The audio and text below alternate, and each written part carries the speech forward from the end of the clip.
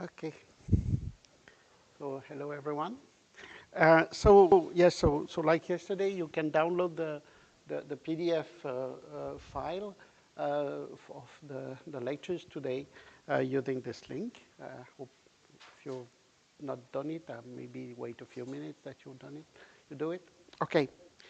So the plan of the lecture for today is somehow to explain the main properties of the NV centers in diamond in a nutshell.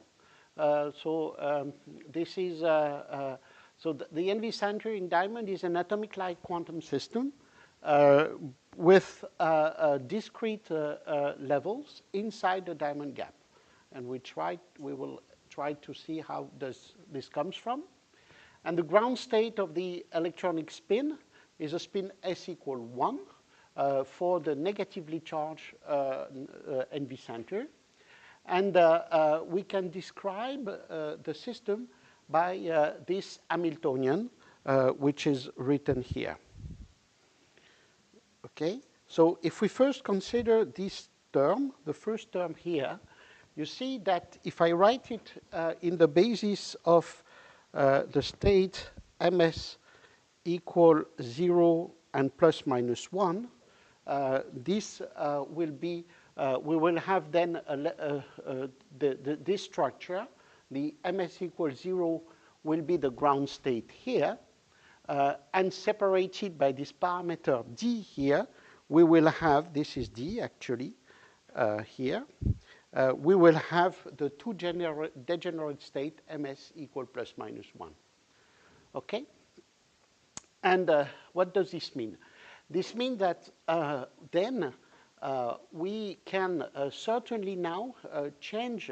We have these different, this frequency between the different states. And what's important is that now, if we apply it if we add now the coupling to a B field, there will be a Zeeman effect. Same as previously, it will modify the structure of those Zeeman. So somehow it will remove the degeneracy of those states by here ms equal plus 1, and here, for instance, ms equal minus 1. So this is an important point. But then there are two important features, and we'll try to explain them. The first one is that we will be able to polarize the population efficiently in ms equals 0 just by optical mean. Applying green laser will automatically polarize the light into ms equals 0 state. And at the same time, so we can discriminate the two levels simply by looking at the intensity of their respective of the associated luminescence coming from them. And that's also an important feature that we will try to understand. So we have the state discrimination that is possible. And so the main properties after that is that we will be able to drive by magnetic resonance transition between those states, for instance, going from ms0 to ms plus 1 or to ms equal 1 plus 1. And then by observing the difference of the resonance frequency, we can use the NV center as a magnetic sensor. That's the first properties. So then there are all the sensing properties of the NV. Comes from basically this Hamiltonian. We have a zero field coupling, D, the D parameter, can be modified by temperature, strain, everything acting on the crystal. So we will see that in different experiments. The Zeeman coupling, the frequency difference between those states is about 56 megahertz per millitesla. So if you apply a magnetic field of about a few millitesla, you will be easily able to detect it. And that led already to a myriad of applications. And then also something important is that there is this term that we see here, this important term there, which is that describes the hyperfine interaction, the coupling between the spin S and the nuclear spin. So somehow this will using this property, we will be able to use the NV center to couple to nuclear spins. And those nuclear spins can be either within the diamond, And we've seen yesterday that there are basically two possibilities: nitrogen atoms that has a spin either 1 or 1/2, depending on the isotope, or carbon-13 that has spin 1/2, nuclear spin 1/2. And we'll try to see how does this matters, both for good means, as a useful resource somehow, but also as a drawback somehow on the system, because it is, for instance, the interaction with the nuclear spin of carbon-13 that will set the limit of the T2 time that we've seen for the coherence of the spin state. Okay, so all this somehow is a program of today. The program of today is to understand the level structure step by step, and after that to describe how, for instance, how we can polarize optically the system into that state, and how we can discriminate those two states, and how we can drive them using magnetic resonance technique. Okay, so NV magnetometry, for instance, if we take the main application of NV centers, it is for using them as magnetometers. So the discovery of the quantum properties of the NV centers, where the first paper was done by Jörg Wartop here, and that was published in 1997. And then that was a beautiful result, where basically they were able to observe single NV centers dispersed in the diamond crystals, and drive their spin resonance and detect them optically.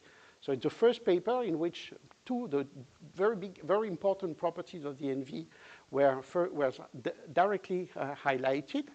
You can detect them at individual level first. You can, they are photostable at room temperature, which is a remarkable property. At least this was the only system having that feature at that time, this perfect photostability at room temperature.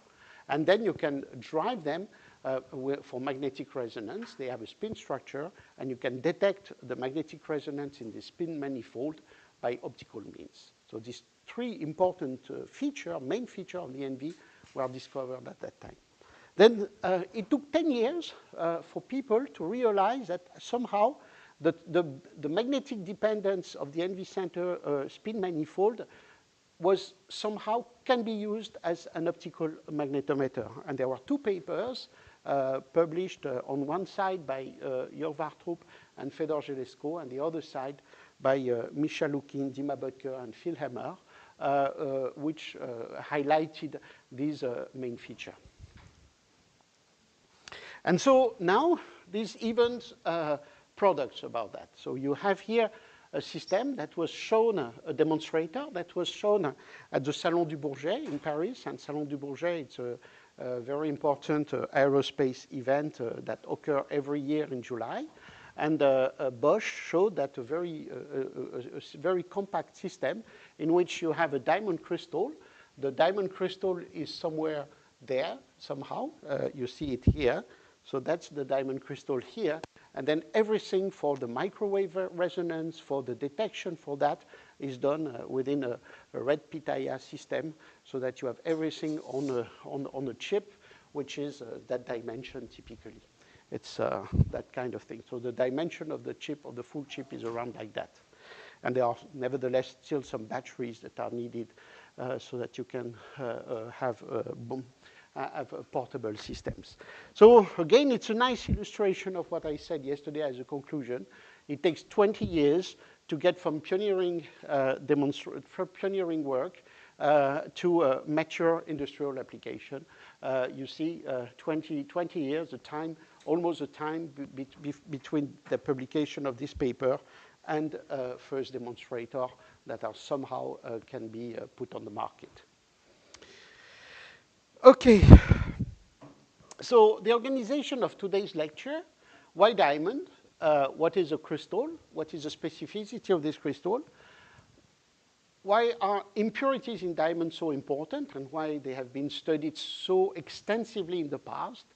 and what's the specificity among those impurities of the NV centers. Then, if I want now to describe, for a more physical point of view, a point defect in the solid state, I need to understand how this can be done. And I want to make a kind of parenthesis. I will not, since the NV center is rather complicated to describe, I will use a much simpler system, which is also the F center in alkali halide. And that will give us a toy model to describe very important topic, which are we will obtain the energy levels, we will illustrate the Young-Taylor effect, and we will also be able to describe the main properties of luminescence, what is the zero phonon line, and what are the phonon sidebands. And then we will apply that general ideas somehow to the NV centers. We'll construct the electronic wave function associated to the symmetry of the point defect within the crystal. Then that will be able, we'll able to have the electronic spin state, construct the ground state Hamiltonian, and explain why we can detect optically magnetic resonance. And I think I will need all lectures for today to achieve that plan. And of course, as before, do not hesitate to ask questions if something is not so clear. So, okay, perhaps historical point of view. Let's start with diamond. Diamond is, of course, very well known for a long, long time. But the first demonstration, the first interest in diamond from scientific point of view is actually the work of Lavoisier. And Antoine Lavoisier was doing a chemist and was a chemist in France before French Revolution. And actually was working closely with his wife, Marianne, and you have beautiful portrait painting of them by a famous French painter of that time, Jacques-Louis David, where you see the two persons experimenting. And after Lavoisier was guillotined during the French Revolution, and his wife, after that, published all his scientific work. So you have all the scientific work on that. And there is one work about the destruction of diamond by fire. And so how the story is told is that using a magnifying glass, Lavoisier focused the sun's rays on a diamond placed under a glass bell. And after that, using the influence of solar energy, so the diamond gets consumed, is completely consumed, and then using the residual gas that were released by the fire, then he could evidence that these gas were carbon dioxide. And so basically, it indicated that was a proof that the only element in diamond was actually carbon, at least to the possibility of that time. And so you may ask yourself, what was this magnifying glass, which is a kind of something that you can purchase. Actually, this is this system. So it was a giant lens that was commissioned by the French Academy of Science, and you see how it worked. So you could collect using this huge lens here and the focusing lens here, all the light coming from the sun, and focuses onto a furnace here, where you could reach a very, very high temperature, and you could even see Lavoisier experimenting, and he was taking care about safety issues by wearing some appropriate glass.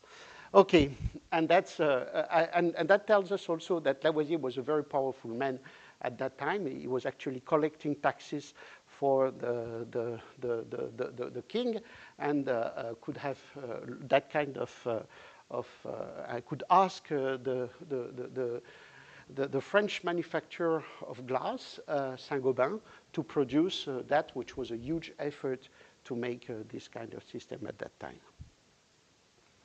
So we have the same element, carbon, but in two different compounds. We have, for instance, coal here, and we have diamond. And obviously, they are not the same structure. And you all know that somehow coal or graphite has this plain structure with sp2 bonding, and that leads to graphene, for instance, if you can you can extract 2D materials from that. And diamond have sp3 bonding with covalent bonds with really tight system, which gives all the important properties of bulk diamond.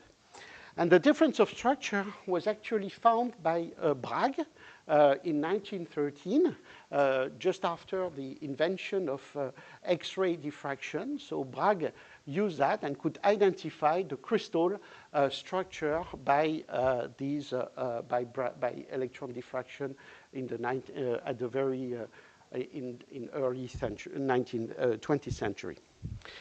So, of course, what was also very important was to be able to produce diamond and to have man-made diamond. And that was a huge effort after the Second World War, because not for gem, actually, but people realized that it was very important to have very hard materials for polishing for a metal industry. So this is really to have cutting tools, to have all that. And so, of course, you want to have the hardest material, and the hardest material for that is diamond. So, so there was a really lot of money in the US and elsewhere that was put on the development of ultra-hard materials, and especially targeting the synthesis of diamond. The first success came from Sweden by a company, IISER, in 1953. And that was a technique where basically that was here. It was a sphere that was in which they put some materials, like two hemispheres, bounded close to each other, and after they could apply, by this press here that you see, huge force on that. And they could achieve a very high temperature by these kind of electrical suppliers that you see here. The temperature was 400 degrees, and pressure was about 8 GPa. And they could have some very tiny diamonds appearing after this process. But that was kept completely secret. And the reason that was explained by the leader of the team that you see here, Lundblad, was that he said, we thought we had a lot of time. So they wanted to refine their experiment to produce more diamonds, bigger diamonds, et cetera, et cetera.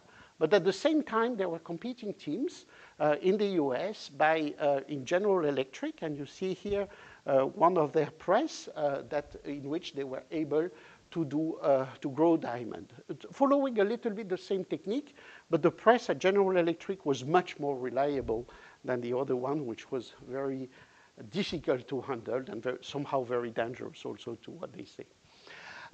So the first experiment was realized in December 1954, and it was publicly announced as a press release in February 2 months later. The first diamonds were commercialized by General Electric in 1957, but the HPHT synthesis was reproduced by De Beers in 1959, and there's a nice story about that. So this is typical now how we do HPHT synthesis of diamond. So you have here this press, this type of press. Basically, the idea is to reproduce the condition that you found in the Earth, for which diamond is stable, is thermodynamically stable. That means a very high temperature, around 1,500 degrees Celsius, and high pressure, up to 5 to 7 gigapascal. And that is obtained using this big tank. And what you do is that you need to introduce both solvent and catalysis inside the material. So we have impurities to somehow enhance the growth rates, otherwise the growth wouldn't start. So to start the growth, you need to put iron and nickel and other things in the product, in the starting product, and after you compress them at high temperature and very high pressure. And then after that, you have typically those kind of diamond, which, and I will explain their color. They are not perfectly transparent. They are somehow yellow, and I will explain where it comes from. And you can have also those kind of giant press in laboratories. There are only a few laboratories that in the world that can do that. For instance, this is a press in Japan at Nirim Institute where they do that. It's another kind of different. They are very different. They are a series of different geometries for those press. What was also important is that the research that was done at General Electric was under US secrecy. So it was, they had by the government funded that research, but said you must keep them secret. And after a while, they realized that they had competitors. So they said, no, no, we should patent it. And then they patented it in August 60. So, and De Beers patented, was able actually to reproduce the synthesis completely independently. They knew somehow what you had to do.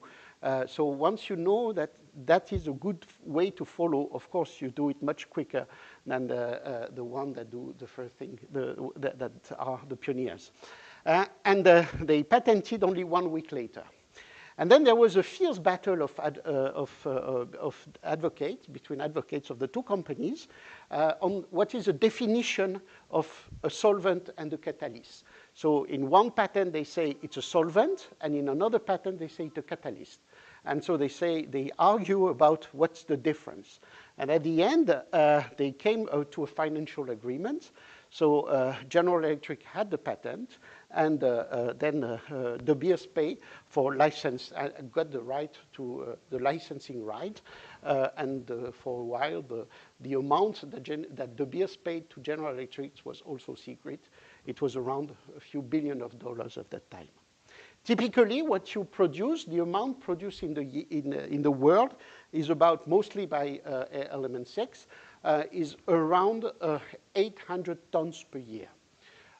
And basically, it's done for industry and mostly for abrasive. So what you would do, for instance, is to crush those diamonds into tiny particles, micrometer size or even below, and then use them to integrate it, for instance, in cutting tool, drilling machine, all those kind of things. So it's really the important, and you can purchase, diamond blade knife for cutting in your kitchen or those kind of things.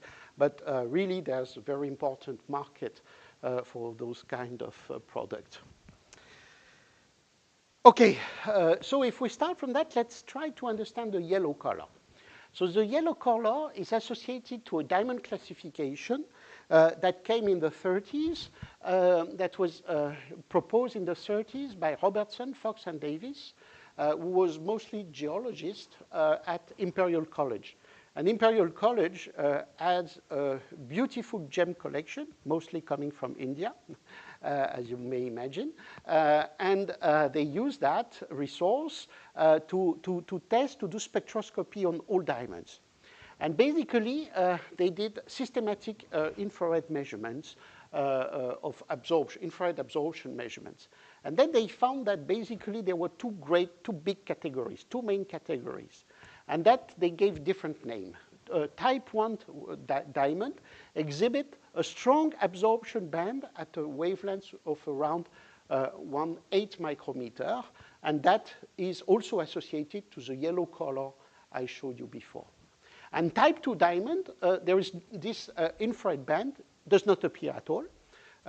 It's perfectly transparent in the infrared, and also perfectly transparent at heights.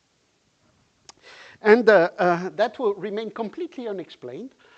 There was work, there was even people that thought that there might be two different types of diamond. Also, they had the same crystallographic structure. There might be subtleties that explain the different things. And actually, it was Kaiser and Bond at Bell Labs who found the explanation at the end of the 50s. Kaiser and Bond, it was the development. Bell Labs was certainly the most important lab in the world at that time, at least for condensed matter. And they were assigned the task to measure impurities in semiconductors, especially for silicon. That was the development of transistors, so it was very important to have ultra-pure silicon or germanium or all these semiconductor crystals. And for that, they developed very accurate mass spectrometer. And the idea was simply, you take a piece of silicon, for instance, you burn it, and then with your mass spectrometer, you analyze all the elements that are released. That give you the amount of impurity in your sample. And they could show like that the main impurity in silicon is actually oxygen. So they had the idea to use this and that was somehow a key result for the birth of the semiconductor industry, because after that, they put huge efforts on the purification techniques of silicon and to get larger and larger ultra-pure silicon wafer.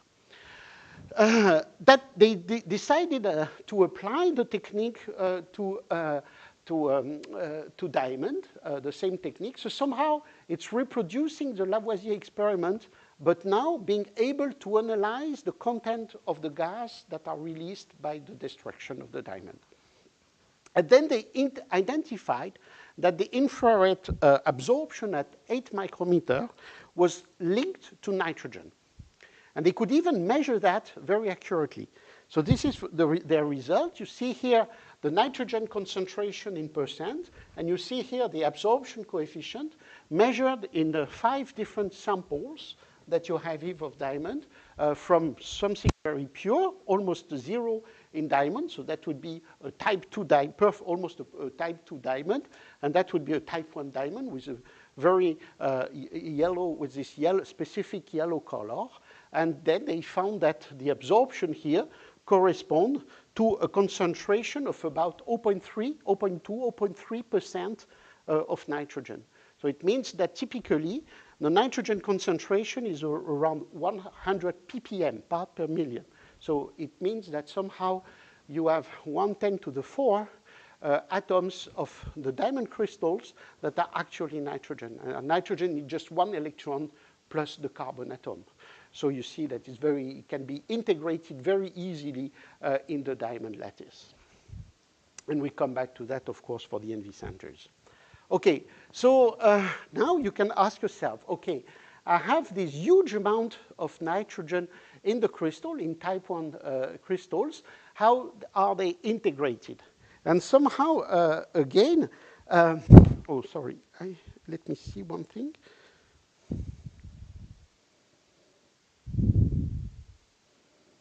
Okay. Yes, I will come back to that.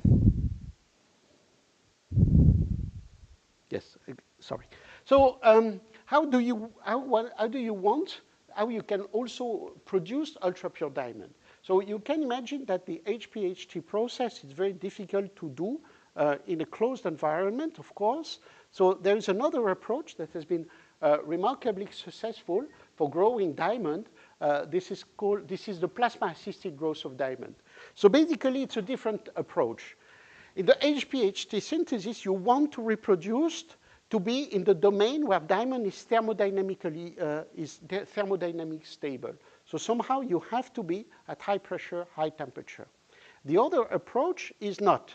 You are in vacuum, but then you know that diamond, for instance, can be metastable. So somehow you will be in a process under vacuum where basically you create the sp3 bonding will be more favorable by kinetics compared to sp2 bonding. And that you can create layer by layer sp3 bounded layer of atoms like that. And at the end, you get a beautiful diamond crystals. And basically, for doing that, you have a plasma here. And the plasma, you inject in the plasma that is created by strong microwave excitation. You inject both methane and hydrogen atoms, hydrogen gas. Those methane and hydrogen gas will dissociate. And using a process that there is a cartoon movie that tries to explain that, at the end, you will deposit layer by layer the carbon atom and create like that a crystal. So to get a layer of about 100 micrometer width, that would require a few days of these CVD works, of this CVD growth. And you can, of course, for doing that, you have different possibilities. You can do what is called a homoepitaxial growth. So you can start here with a substrate, but you need very good crystalline quality. That purity is not important. That can be, for instance, a very good crystal coming from HPHT synthesis, and actually it's what people do. So that will be the seed, and you deposit on top of it the layer. But that layer can be ultra pure. And at the end, you cut that layer, you retrieve your seed diamond that can be reused for a few times, and then you, using that ultra pure layer, then you shape the diamond as you want. And of course now, this has been a technique that especially here in India and in China, where there are huge plants now to create diamond for gem using that approach. And the price of diamond gems has dropped off due to the event, the diffusion of this CVD growth technique. And this is, for instance, a machine. You can even try to do it in your garage. You need just a big power supply, electric power supply, and some air cooling and some gas to do that. And basically, you feed them here, and it's a Seki.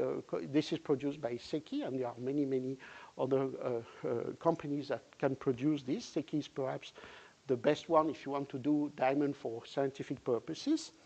And this is how it works. If we see it here, I hope it's going. So this is coming from element 6. And you see in this cartoon, so that's the hydrogen atoms here. And you see here some methane molecules that have been dissociated. So one hydrogen has been released. And from time to time, you know, these carbon atoms stick to each other. And there is pending bonds here, and another hydrogen carbon atoms can come, and step by step, like that, you create the diamond layer. That's somehow the idea. Okay, so, and using that, you can you can grow those electronic grade diamond. For instance, that was pioneered, developed and installed level by element 6. Electronic grade means that now the nitrogen content is below the part per billion. So much lower compared to anything that can be realized using HPHT or the other technique. And you can even do some doping. I will show you how. And there are a lot of companies now that can produce that. IQT is a French company that was started a few years ago to produce and to release those kind of diamond. And typically, the 3 by 3 millimeter slab and 200 micrometer thick electronic grade diamond would cost around 2,000 euros. You can even purchase that from Thorlabs now.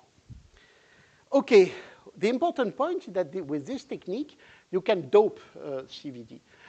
You can have doping. And of course, as you know, diamond is a wide bandgap material, 5 electron volts for the energy difference between the valence band and the conduction band. And that means also that diamond has this unique property to be transparent over a very large electromagnetic spectra, going from the X-ray to the infrared, to the far infrared. So nevertheless, you can integrate defects in the lattice, such as vacancies or impurities that come in substitution to a carbon atom of the sp3 lattice. And that, the name is that will change the color of the diamond. So that's why, that's why we call them color center. And for instance, if I take, for instance, boron, boron will set an acceptor here, acceptor level here, and there can be transition between the valence band and these acceptor levels, and those boron doped diamond then exhibit a very nice blue color, and there is this beautiful gem that is now at the Smithsonian Institution in New York, which is called the Hope Diamond, and there's a very nice story about that. The Hope Diamond came from India, was purchased by a French guy and for the French King Louis XIV. During the French Revolution, all those gems from the French kings were stolen at one point. Part of them were retrieved, but the Hope Diamond was never retrieved, was never found. And then there were stories about it. It was certainly recut somewhere, and then purchased by different people, and at the end was purchased by someone named Hope, and that's where the name comes from, and you can see it, and it's really amazing. The color is really fascinating, and it's not very big, but the color is very impressive. Okay, now we come back to science, and we look to the nitrogen inclusion. If we take, for instance, sample about 100 parts per million in the sample, how are those impurities organized? And again, it brings us to the lectures of yesterday. There were people at IBM who decided to use electron spin resonance spectroscopy. And so they wanted to measure the signal associated to nitrogen. So they say, okay, my lattice, I will have nitrogen impurities. Those nitrogen impurities will have either will have a electron spin of 1/2 due to the electron coming by the left, not bounded by the other carbon atoms, because it's now in substitution. And we should see a signal coming from this single electron associated to the nitrogen. But then they found that if they compare the strength of the electron spin resonance signal, actually it was much weaker to what was expected.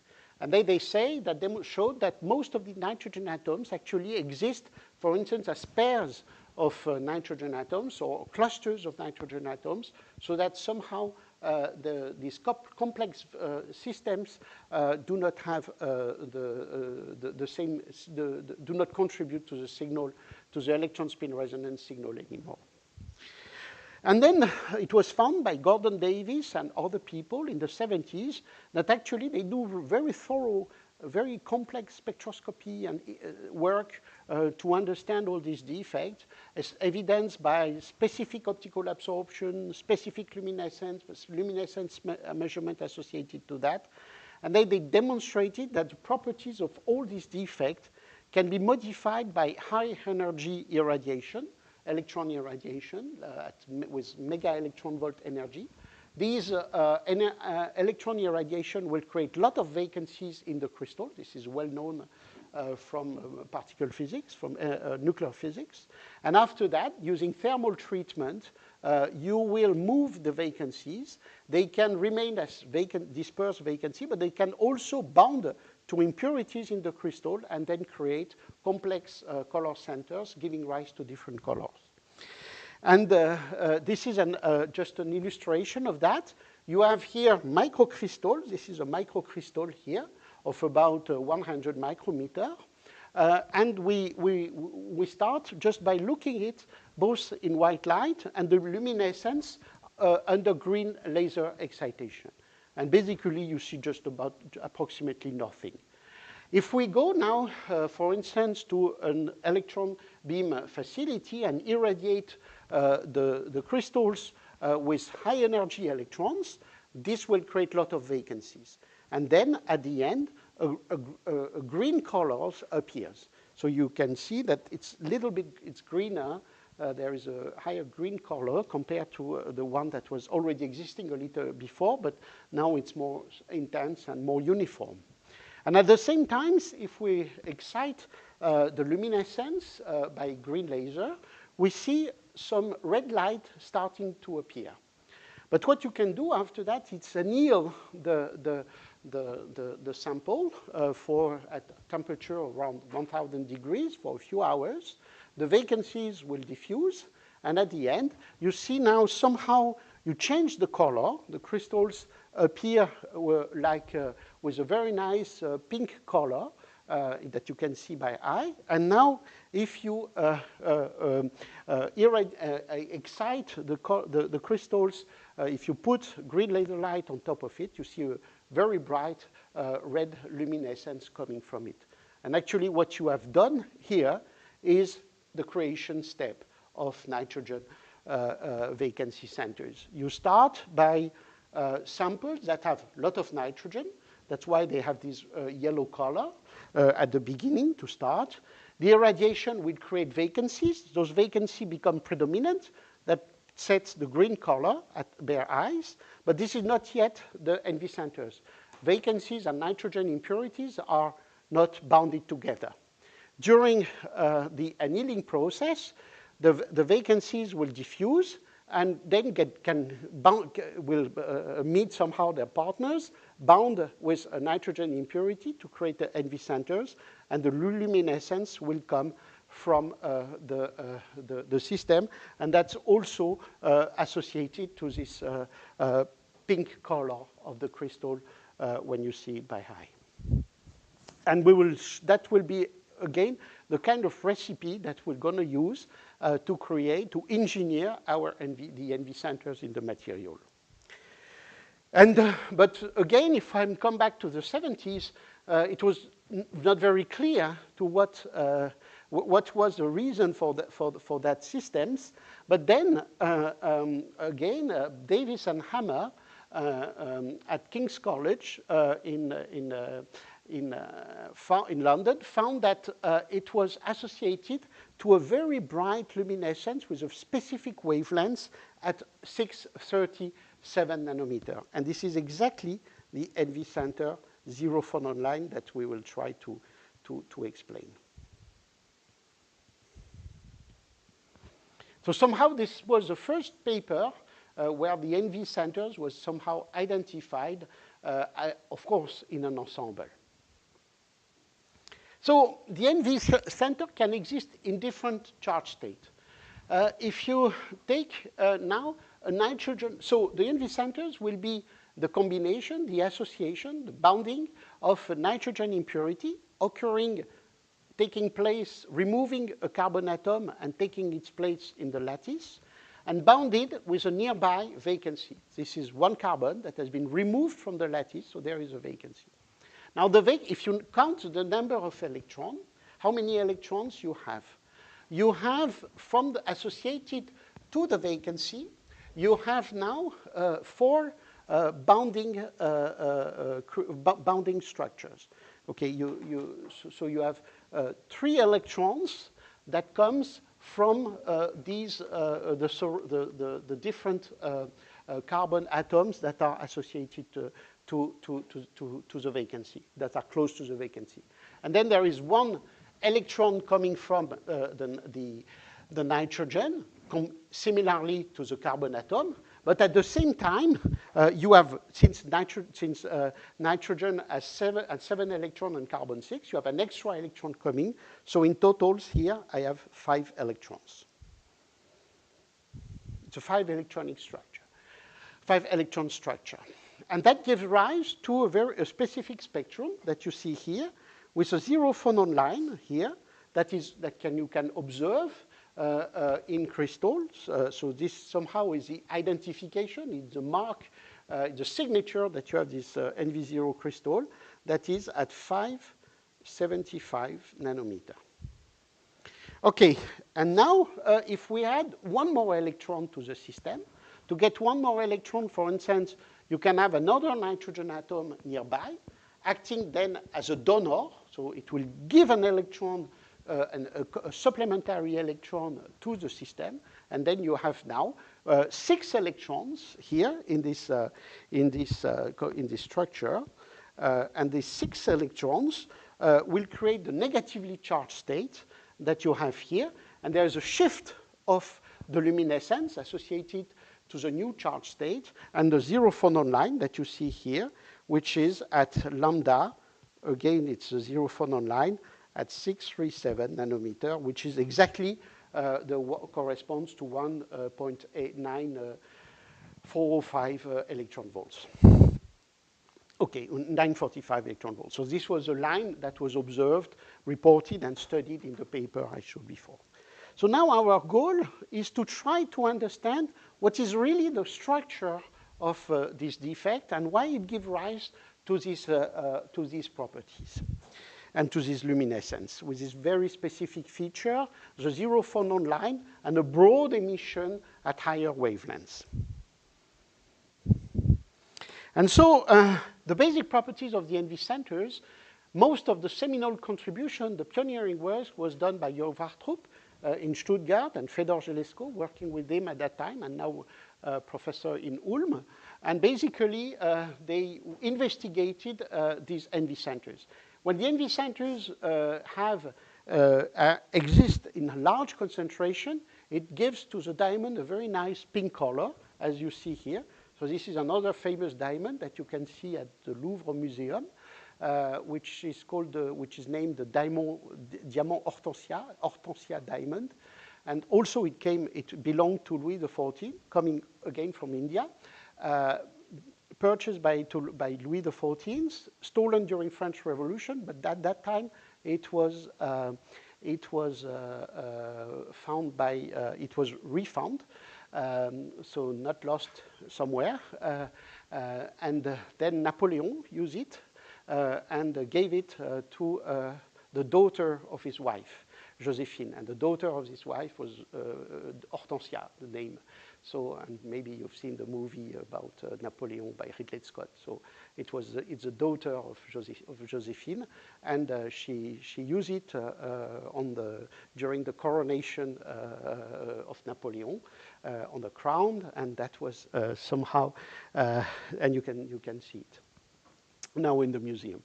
So what's important, we forget all these kind of stories. They are nice, but not so important. But those defects really behave as artificial atoms. And it's really the main point that I would want to highlight. And again, the envy centers has perfectly stable luminescence at room temperature. And that leads to efficient and practical single photon source. And there were beautiful work, pioneering work done by Philippe Grangier in Saclay, and Kurt Ziffer and Weinfurter in Munich, just only a few years after it was the envy center was discovered, and then it has also an electron spin, as we will see, in the ground state that can be optically detected and manipulated by the combination of microwave and optical detection, following the techniques that we discussed yesterday. Okay, and you see here, single envy center dispersed in a crystal, and this is a setup that we developed with Philippe Grangier a few years later after this paper, where basically you have a green laser that was used here on shining light onto the crystal of diamond here, and we get the photons, single photons from the system, and we use these photons for doing a set of experiments based on using single photons. First, we demonstrated, we built a practical quantum cryptography testbed in which we encoded the polarization on the photon emission on each single photon produced by the envy centers. So that was just the implementation of the Bennett-Brassard BB84 quantum cryptography system.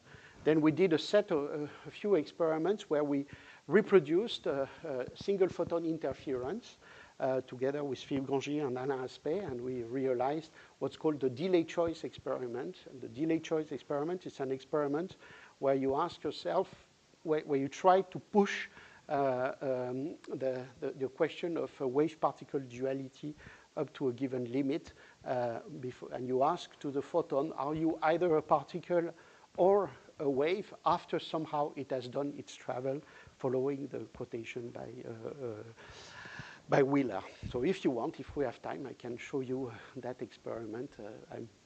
I liked it a lot. We enjoyed it. We enjoyed the realization of that experiment, really. Okay, but it's a little bit far from the main purpose of those lectures. So now we come back to really after this rather long introduction, the description of a point defect in the solid state. Can we ask them, take a small break? Yeah, sure. If they have any questions. If you have any question on that, well, it was mainly no. Okay, then we can continue. Okay, so we describe now the point defect. And for that, we will change of system because we'll see. The description of the envy centers is rather complicated and technical. So to get the main message, I would go to a much simpler system. And the much simpler system, it's what's called the F center in alkali halide. But most important is to understand how we will model this point defect. And that has been not so easy to find. It's actually the contribution of Sir Neville Mott. If you take a perfect crystal, you have this translational symmetry, and you learn in solid-state physics course that somehow you have to build a wave function of the electron that is compatible with this translational symmetry. And what you say is that the electron moves in an average field, in a mean field that is created by the nuclei of the lattice and the other electrons. And this motion of the electron is associated to a delocalized wave function, and that respect the translational symmetry of the crystal, and this is the block state, again delocalized on the whole crystal. And so people understand that very quickly. At the end of the 20s, it was a thesis work of Felix Bloch under the supervision of Heisenberg to build this kind of formalism and then to understand how the organization, the construction of this wave function, of this Bloch function, depending on the symmetry of the crystal, and associated to this Fermi surface. Okay, so this is a standard solid-state physics you learn. But if you look now to a defect, it's completely different point of view. For instance, let's consider a localized vacancy. A localized vacancy, then, the symmetry is completely different. The symmetry is now reduced to reflections and rotation, like somehow what a chemist will learn for the symmetry of a molecule, and the rules after that, the consequences for its NMR spectrum or Raman diffusion spectrum. So you have localized symmetries. And that's why somehow group theory will play a key role in understanding the structure of a defect. But if now you also have associated to the vacancy here, you have some dangling bonds that I show here.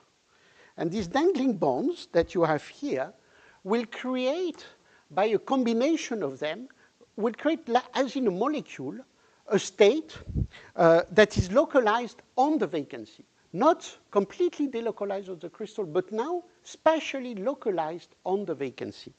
And this will lead, for instance, to discrete energy levels. And if you have, for instance, a semiconductor, or wide bandgap semiconductors, those energy levels can be within the bandgap. And so you can address them like they were like an atom in vacuum. So that's why we would speak somehow of an artificial atom. It's something that we have been able to create through the vacancy due to this effect. Okay? So you see, it's a very different point of view. The first one, in the first one, the standard, we have this delocalized wave function. In the other one, somehow, it's more like a molecular approach. We construct the wave function from the dangling bonds that appear due to the vacancy in the crystals. Okay, and that will be that's what we're going to try to do in the following of the lecture. And to start, let's go to another system, the alkali halide compound. Alkali halide is, for instance, NaCl, rock salt. It's salvine, KCl. All those are ionic crystals, ionic solids that correspond to the electronic bonding between a metallic cation, A+, like Na+, for instance, together due to the difference of electronegativity. The halogenic atoms will take the electron from the metallic atom, and we will have, for instance, Cl-, and then there is the electronic bonding between Na+ and Cl-. And the structure is well known. You certainly have done this as exercise, which was proposed by Madelung. It does not require any quantum mechanics. It's just taking into account that each cation and respectively each anion is surrounded by different anions in the neighborhood. And then you sum all Coulomb attraction between the pair. And then you have this kind of series, and at the end, this kind of series doesn't diverge, and basically sets a minimum to the value. So basically, you have you have here the structure that can appear, and you have that you can determine like that the structure of the crystal. Okay. Now it was found in the 30s by Paul, professor in Göttingen, that if you take those systems, those such crystals, and you induce on them radiation damage. Radiation damage can come, for instance, by electron beam that people had already. So basically, the idea was people developed a powerful electron beam machine, and basically you put a crystal of such alkali halide crystal in the system, and then what was observed, it was that you change completely the color. So for instance, irradiation on an NaCl crystal produced a yellow color. On a KCl crystal, this pink color, and Cabiar crystal, a green color. And that's why it was, the idea was that something had happened in the crystal. We didn't know, they didn't know at that time what it was, but they suspected that it was centers. And they gave, because somehow the line was quite, was not very broad, the absorption. So they say that it's atomic-like already at that time, and that's what they say it was center, and they gave the name of Farben center. Zentrum means center in German, and Farben, it's the color. So that's the reason of the name color center, giving color to the crystals. And they say, okay, to understand that, of course, you need to do some experiments. And they were able, for instance, to do this beautiful experiment where we take these crystals, for instance, and here it is, and then you apply a huge potential difference on two sides. And what they say, that they could accumulate the color on one side, which is a positive electrode. So somehow it leaves, the color is due to electrons trapped in the crystals, and those electrons can, of course, migrate due to the potential difference that is applied on the crystal. So we now have to understand how the system can trap electrons. And basically, again, this comes from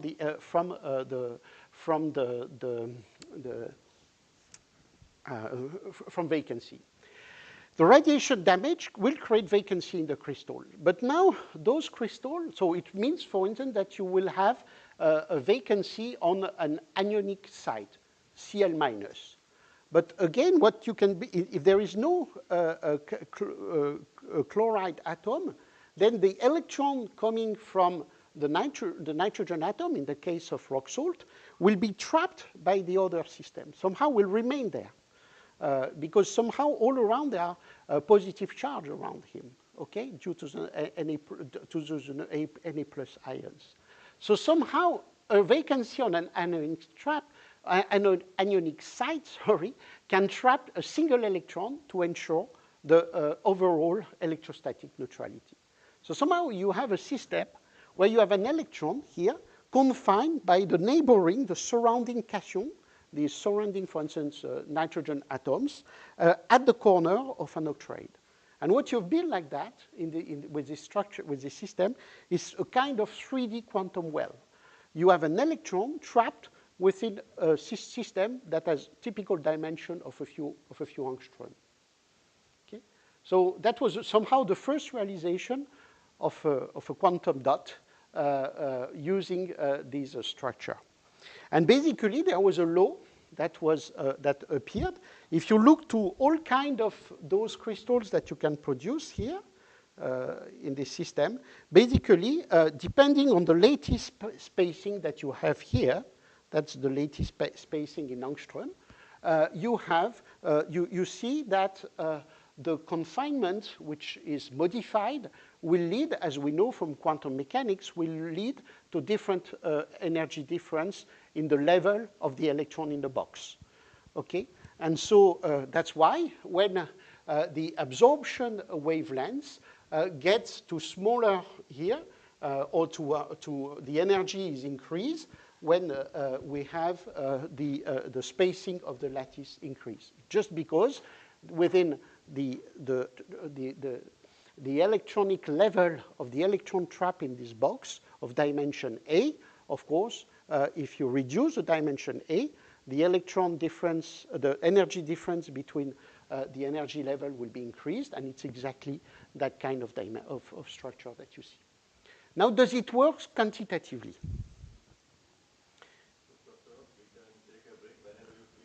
Okay, let me know. We can do it now. We can do it now if you want, and then we continue.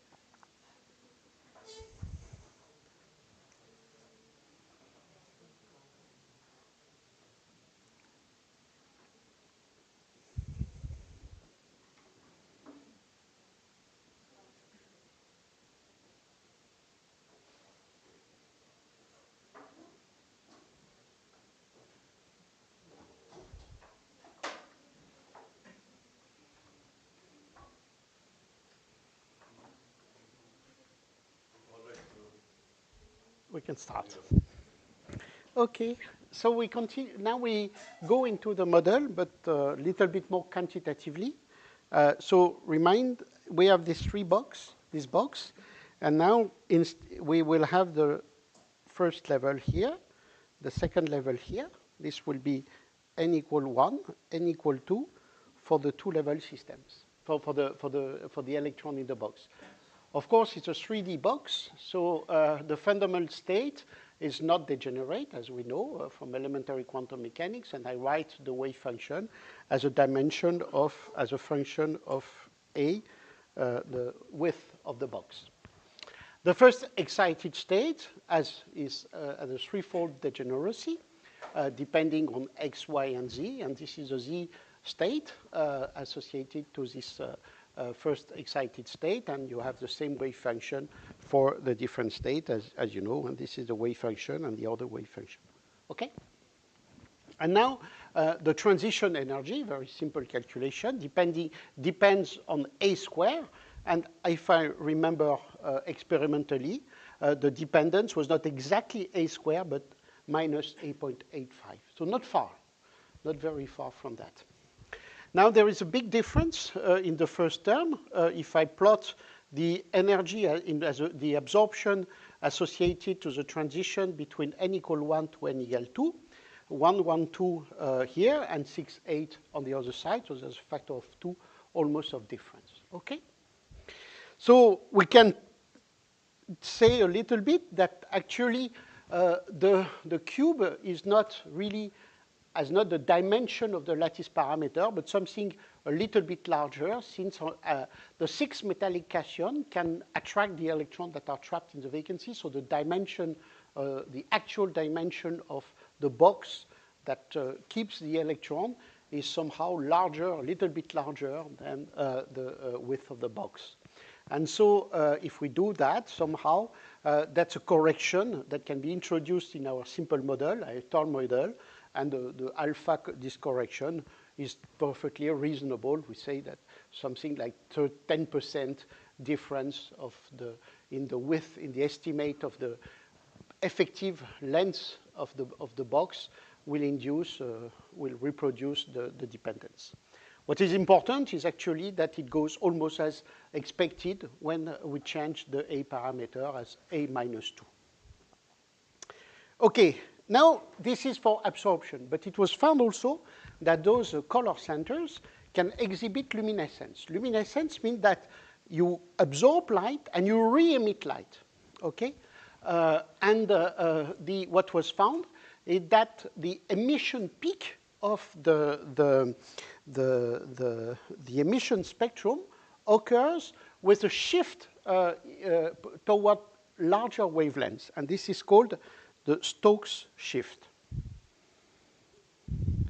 And this is something happening for all emitters, the absorption in the solid state. All emitters will have an absorption band and a luminescence band that are shifted by this Stokes shift in wavelengths, occurring at higher wavelengths or smaller energies.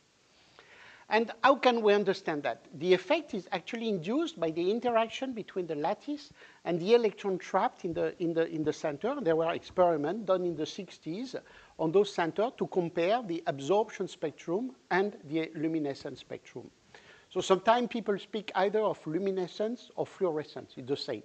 Fluorescence will be more for chemists, for molecules, dye molecules. Luminescence more for solid state systems, condensed matter systems. And so now the idea is how can we explain this Stokes shift, which can also be seen in the spectrum of the NV center. The absorption of the NV minus center, for instance, is in the green, and the emission is in the red. So large spectral difference between the two spectra. And it's exactly what you see here. There's a frequency difference, a wavelength difference of almost a factor of 2 between the absorption and the other one. So I want to understand that, and somehow that will, for that, the explanation is what's called the Young-Taylor effect. So the Young-Taylor effect is something a little bit mysterious that was proposed in 1937. It's like a general rule. It tells you that if I take a molecule, it was found for molecular system, And this molecule usually the molecules has a lot of symmetries in it. And this symmetry, as we'll see later for the specific case of the NV centers, will induce degenerate states, a strong degeneracy in the system. And so what you can show is that if now I distort the molecule, then the symmetry is reduced, lower, and this geometrical distortion of the molecule actually may lead to energies that are smaller. So somehow very symmetrical systems will have its own energy, but if I change a little bit the system by breaking somehow all the symmetry it has, at one point, this will lead to lower energy. And somehow it's the GIAN-Teller distortion effect. If you take a system, the system, at least for the excited state, will go to lower energy by breaking its symmetry. So now we can consider that, for instance, illustrate that with the toy model that we have for the F center, for the electron trapped in these crystals, in these alkali crystals. Instead of considering the cube here of a lattice parameter A0, we now distort the system. We now considered a rectangular shape and a parameter which is somehow we elongate in what we keep one distance constant. We keep the volume constant, but we extend the system in one direction. Okay? So that means that somehow you have here C, and B on the other side. Okay? I don't know if the symmetry will be like that, or if somehow it will be like that, or it will be like that. No one can tell me. So somehow the GIAN-Teller effect does not predict the direction of the distortion. Just tell you, if you go to this kind of structure, you should find energy levels that have smaller, that are at lower energies compared to the energy level that you can compute in this system. So we were going to check that. And what exactly is driving the GIAN-Teller distortion? How would I know that carbon is not a GIAN-Teller? You need a GIAN-Teller ion. it just the fact that somehow the nature won't like that. So you would go to just thermal interaction will bring you to a system with this lower energy. I will try to explain that. Perhaps you wait a little bit, and maybe the answer will come, or partially, and then we can discuss the point that you highlighted. But it's important. Yes, you're right. Somehow, nothing in that tells you how it can occur. Tell you that there is something that can lead to energy state having lower energy than the one of the full symmetry of the system. So I consider this kind of distortion. So I take my box, and now I stretch it, okay, keeping the volume constant. And it's not difficult calculation to introduce this distortion parameter eta on the calculation to compute now all the energy levels once we have, compare it without and with distortion. So you do this calculation, and you have the different kind of things. Of course, what you will find is that the distortion will partially remove the degeneracy. It will remove the degeneracy for the axis for the energy level that are along Z compared to the two other ones, while X and Y play similar role, of course. So we will have a partial removal of the degeneracy of the system for the excited state. So now I plot here the energy as a function of the distortion parameter. And there are two different curves. The first curve that we have here, this one, this is for the ground state.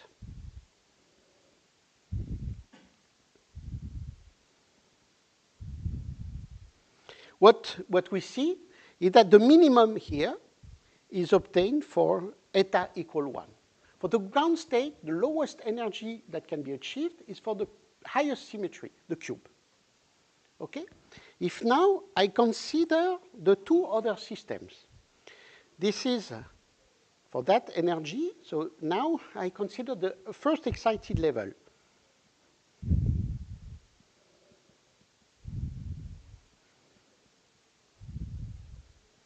Okay? And now what I see is that I have completely different behavior. For instance, for the wave function that are mostly along the x or y axis, okay, I see here a different value, eta. Okay? And if now I consider the other branch for the z state, so the other system, it's obtained for this value of eta. So we have different behavior for the excited state. If I consider the E prime to Z, this is minimal for eta equal to, and the value is indeed lower than the one we have without distortion, with the cube. If I consider the other system, I reach another value for eta equal square root of 2 over 5. Again, it's a toy model, nothing to understand in this value, just to understand a little bit how it works. And then we get this value for the minimum value, which is also smaller than 2. So it's the illustration about the fact that if we have this stretching of the box, we can lower the first energy level. Sorry? Sorry? No, we'll see after. We try to compare at the end with the experiment. Okay, so this is the situation here now. So again, they are associated to different stretching, so we don't know how it's going to be. But this is in the excited level. Remind that the excited level will only survive for a given time. And this is important for the following. So I have now this energy system with this transition, okay? And this can be excited, for instance, by this dipole, okay? So I can address a different situation by just changing the polarization of the excitation light. And this is the energy diagram that I can obtain for eta equal 1. So what we have done here is to compute the potential that induce actually the quantization of the vibrational modes of the electron in the box. So somehow we have this box. The box confines the electrons, but due to the phonon, for instance, the box can vibrate, okay? And those will induce vibrational modes of the electron trapped in the box. So now all this calculation, the Yan-Taylor calculation, can be really done explicitly using ab initio calculation. This is really something quite remarkable. We have now methods by building an electron wave function where we can really see that. So all this works very simple because we have very simple geometry of the system, but there's no problem now, at least for talented people, to reproduce all these ideas, all these calculations, now for realistic systems. This can be done. But now, okay, now we can understand where the Stokes shift comes from. So we have these, what we have computed up to now with the model is the electronic potential as a function of the eta parameter, the stretching parameter here, okay? And basically, it's those curves. I take the minima that I have here. Sorry, I should put it here. Okay, I suppose the minima that I have here. And I see that they do not occur for the same eta. Okay?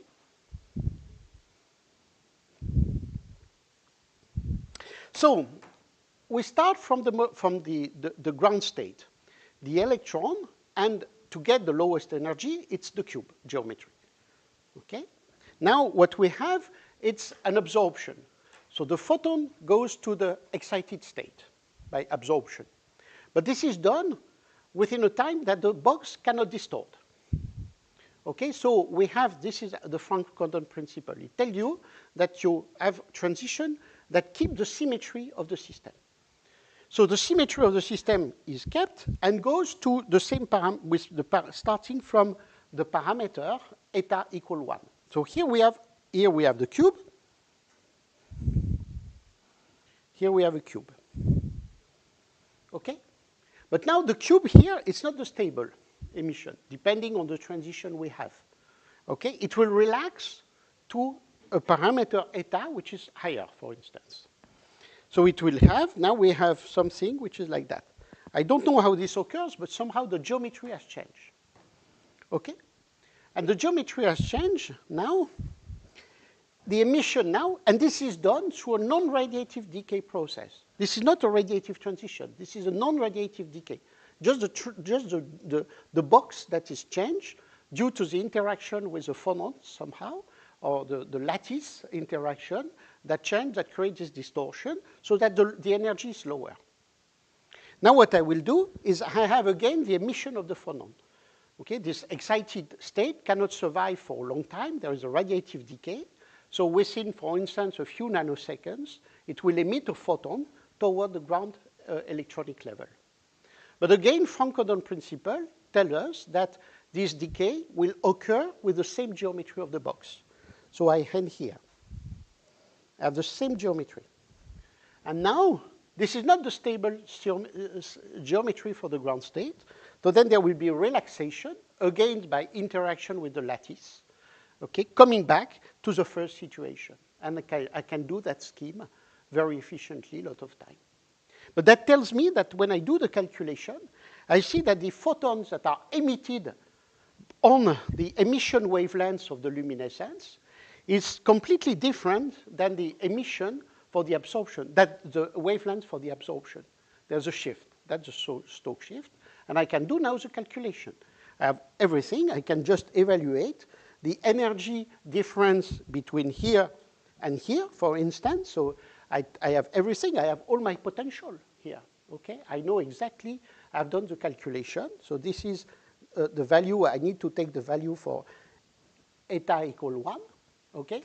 I know, so that tells us this value. When I do the calculation, I found this. Okay, and now I can also do the other calculation for that. Eta equal 2. So this is a relaxed, so somehow the stretch situation, which I found more stable in energy, corresponding to lower energy. And in that case, I can also calculate the transition from here to here. I just need to stay to determine this value. This gives us the distortion of the box, the right value, and now I can do it here. Okay? And I can compare the two differences, and I see that the emission wavelengths or the emission energy is 0.4 times the absorption energy. And when I compare now the two values, well, I am not far from that. It's 0.48 instead of 0.4. And that's real data. So I have a very simple model, as you say, but which somehow explain all the main figures of the physics happening. And that's general. So in all our systems, basically, we will have an initial configuration which has a high symmetry of the system. Then when we go absorption, transfer the system to the excited state, then it gets quickly distorted. After non-radiative decay, which is the emission of the photons, its energy decreases to a new energy, but again, this energy now will relax will come back to the ground state by interaction with the lattice. And I have this four-level scheme that you might know, that we can have. Here, absorption, non-radiative decay, emission, and non-radiative decay toward the ground state. And it's a four-level system that you found, for instance, for dye molecules and a lot of ions in solids, or that are used, for instance, for all kinds of solid-state laser. They rely on those systems. And the explanation is this one. Okay, the physics is this one. Now I have done almost all the things. So what I need is to keep now, what I would like is to have those ideas in mind. Of course, they are limited in this. They are limited to this very simple system. And now to see how these general ideas somehow applies to the specific case of the NV centers. And for that, somehow what you see is that, of course, you can have absorption and emission in the structure in the potential well associated to the ground state and to energy level, but then depending also on the harmonic oscillator that is quantized, associated to all the substate, the sublevels inside this main electronic potential.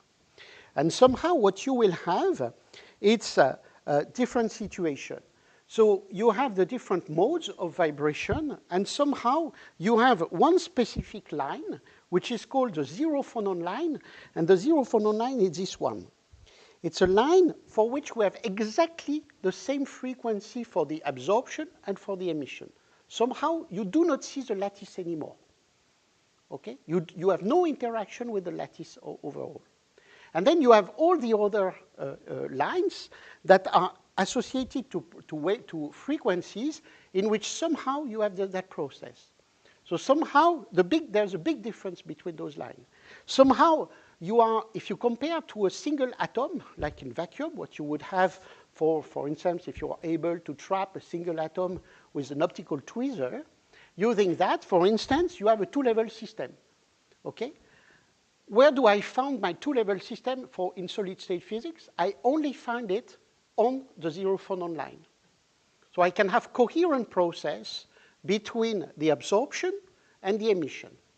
It's only on the zero phonon line. Whereas, as soon as you go to other frequencies on the system, then somehow you have the interaction of the lattice, and the photon that will be emitted in the luminescence is not anymore coherent with the process of absorption. It has lost completely all the coherence due to the interaction with the lattice and the non-radiative decay. Okay? And so the question when you look to any solid-state emitter is, I would like to be as close as possible to a real atom. And for that, we can, for instance, look to the NV centers. In the NV centers, when we are at room temperature, we have a broad emission, okay? And here, this is a zero phonon line at the wavelength of 637 nanometers. And it's very weak. Only a few % of the emission is inside these two-level-like atomic transition. Okay? Now, of course, I can imagine that if I cool down the system, I will strengthen the zero phonon line, and it's actually what happens. You see that, for instance, if I am a temperature of about 2 Kelvin, now the emission is much higher in the zero phonon line compared to the one that I can observe at room temperature. So this is a sign that somehow all these systems are less populated, of course. So you strengthen this emission, this coherent absorption and emission process. But still, this is not very good. What you would like is to be as close as possible as unity for the efficiency of for the light emission, and this is called the Debye-Waller factor. The Debye-Waller factor is a proportion of light which is emitted in the zero phonon line compared to the emission for all wavelengths over the full spectrum. And in the case of the NV center, even to the lowest temperature you can reach, a few kelvins, the Debye-Waller factor will be around 20%. So it means that you will not get enough photons concentrated on the zero phonon line. And after that, you need to filter them, for instance, to separate them from the background, which is associated to the broad luminescence that you have here. So this cannot be done very efficiently. So somehow, the NV center is a very efficient single photon emitter at room temperature, but it cannot produce perfectly indistinguishable single photons, and maybe I will come back to that during the lectures on Friday. Okay, concentrating perhaps on more the photon emission. Is it right? Okay. Yes. Could you please comment on, there are some features on the emission spectrum? This, you mean this? Yeah, Yes. So this is the replica of the zero phonon line with one phonon of the matrix. But the phonon are broad. So basically, diamond has a typical phonon that you see, that you can measure, a very strong phonon Raman spectrum. because it's very stiff, the diamond. So Raman, it's something where you see a very, very huge Raman line on diamond due to the fact that the stiffness of the diamond induced that. And basically, these are replica of the zero phonon line. So this is the ZPL plus one replica, and you can see that it broadens. Okay, it broadens due to the fact that somehow the strength of the interaction, of the coherent interaction, decreases significantly. But this can be perfectly explained by what happens by ab initio calculation and taking into account the interaction with the lattice. So all this has been remarkably modeled, and now we are doing this kind of experiment now, where we investigated that, what did change with pressure, for instance. If we apply huge pressure, huge strain on the NV centers, how are those spectrum modified? But people that do ab initio calculation can compute almost everything. One more question. In the emission and absorption spectrum, they look asymmetric. Mm-hmm. In a perfect condition, it should be like symmetric, right? With a homogeneous broadening or inhomogeneous broadening. In both the cases, but basically, yes, you're right. But basically, it's just, you have to combine with the thermal distribution. So it's the thermal distribution that gives this asymmetry. Just the thermal population of the different states. If there is, yes, please.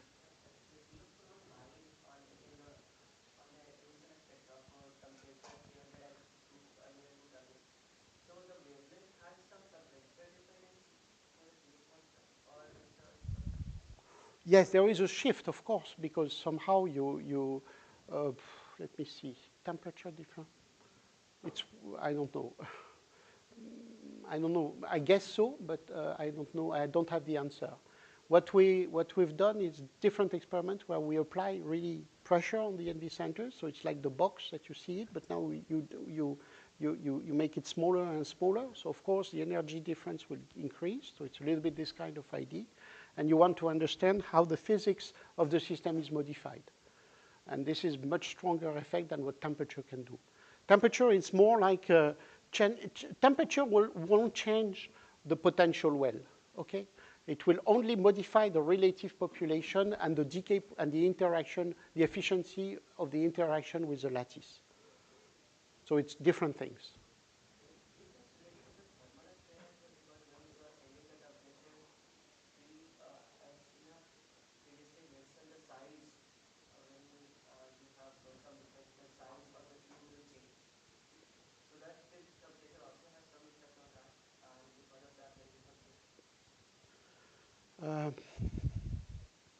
Can you repeat the question?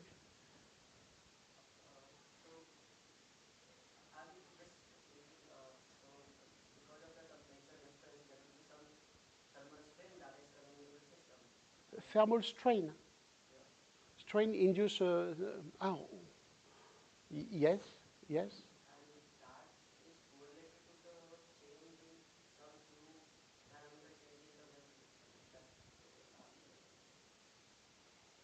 Yeah, the crystal will, the parameters will change like what we have. But again, yes, maybe we'll see that on the D parameter on the emission. It's more so. Yes, you're right. Okay, I understand the point now. Indeed, you can think about using these properties for measuring, for instance, the temperature. And but this is not. Since the lines are rather broad, this is not very efficient. You need to pinpoint something a little bit like that. First, if I want to play with the expansion or contraction of the lattice, that will gonna work between something like 100 Kelvin and 300 Kelvin. It's where you have the highest modification of the crystal. Once you're below 100 Kelvin, everything is done. Everything is somehow frozen after that. So the changes are very, very tiny.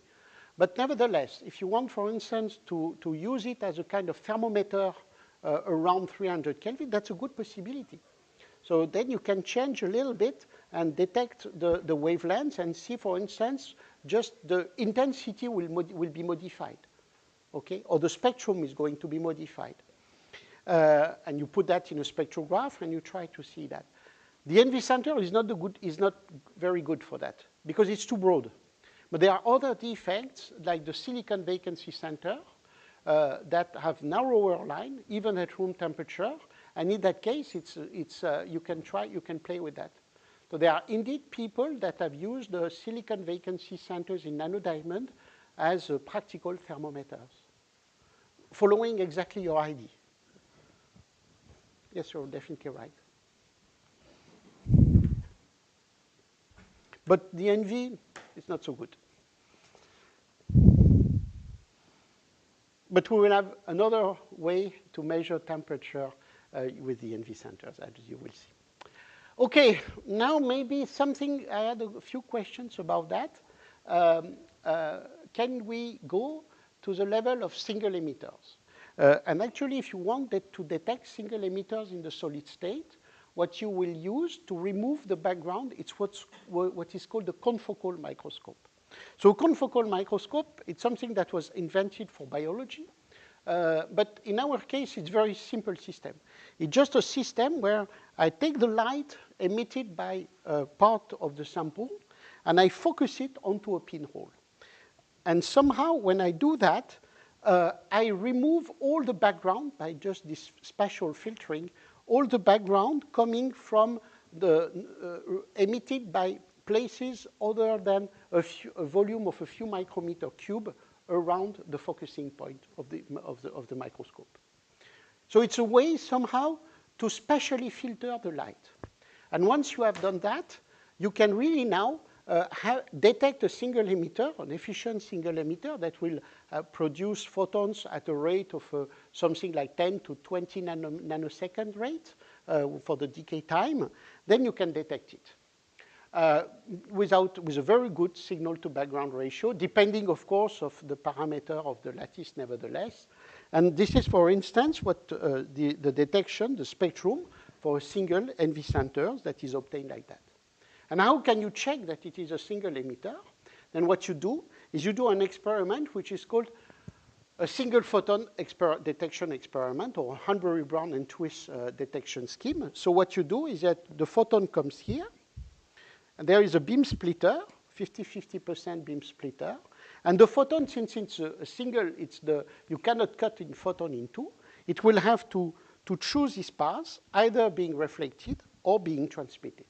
And then you have two detectors here, and you just check that if we have a single emitter, it will produce single photons, okay? And the single photons will induce no correlation between the click here. So I look to correlation between the two detectors.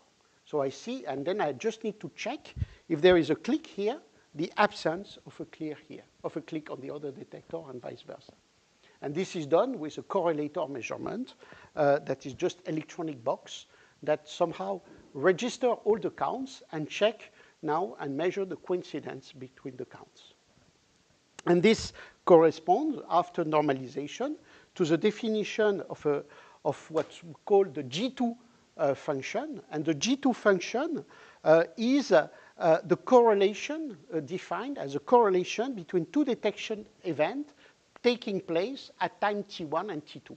And since we are investigating a stationary process, the origin of time is not independent.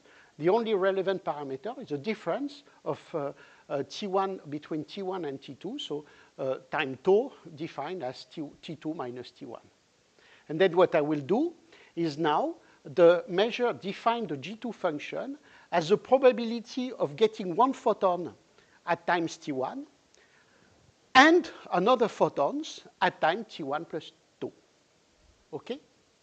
And then I normalize it by the probability of getting one photon at time t1, one photon at time t2, which is, since we are within a stationary emission process, is simply the probability of getting photon at the average intensity that is emitted.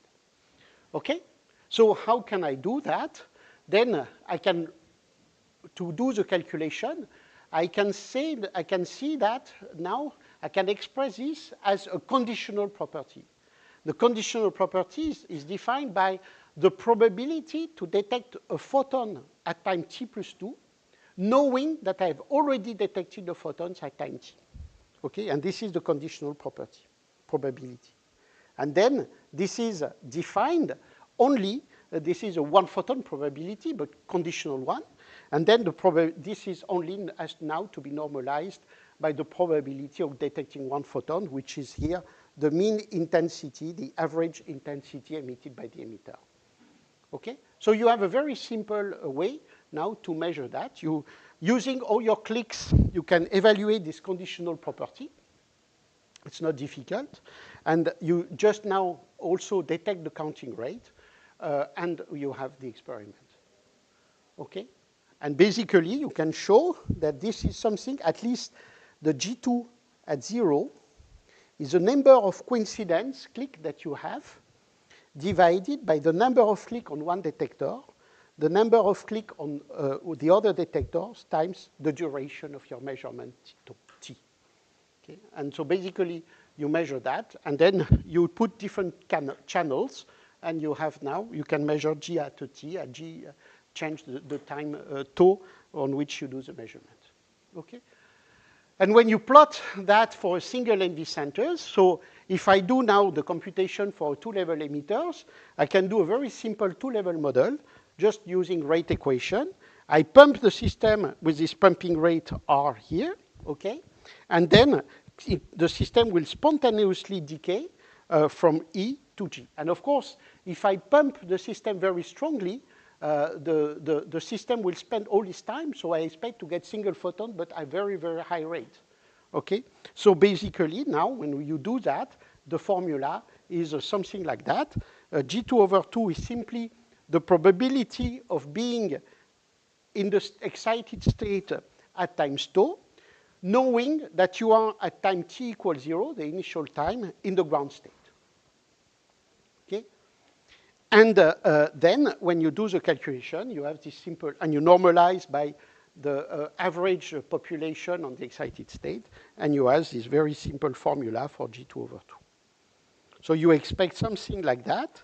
This is 1. 1 is just the shot noise level. And then, as a function of tau, and then you have a drop here, and the drop here will be narrower and narrower if I increase R. And if R is much smaller than gamma, then I simply have an exponential minus gamma tau, which is just the decay of the excited level. Okay? Now, when I do that, when I do the experiment, this is what I observe. I observe something which is not exactly like that. I observed something which is higher than 1, close to the peak here. I first observed a value which goes almost to 0, okay, and which tell me that indeed I have a single emitter. And you can have a kind of, you can convince yourself that there's a kind of threshold around 0.5. Being below 0.5 tell you that indeed you have a single emitter, provided also that there be some kind of imperfection in the experiment, can be random photons coming from the background, will be associated to Poissonian statistics and not to this anti-bunching effect, because they are randomly produced. It can also be the time response of the detector that will somehow convolute the peak that I have here with this time response. And all that has to be taken into account. But as soon as you are below 0.5, you're sure that somehow you have a single emitter. But then, as you see here, the curve, there is all this part here, and this is a kind of bunching effect. It tells us that somehow the photons here appear at this time scale of about 100 nanoseconds bunched together. And this I will have to understand. I will try to see this as an exercise. Okay? So just to explain a little bit what we have been doing. Now, one thing I can do, and maybe this is once you have that, you have a very efficient single photon source that can be used to produce triggered single photon source. Now, what I simply need to do here is to use a chopped pulse intensity, with a duration, delta t pulse, okay, that are much smaller than the lifetime 1 over gamma. Okay? And with this, I trigger the emission. I put the system on the excited state, and just I need to wait the time it falls down to the ground state, and I got single photon emission like that. Triggered, synchronous with my pulse excitation of the system. So once you have this system, you can build very efficient single photon source. Okay? And this is what we have done in the past. And maybe I will have time to explain a little bit those experiments. Okay?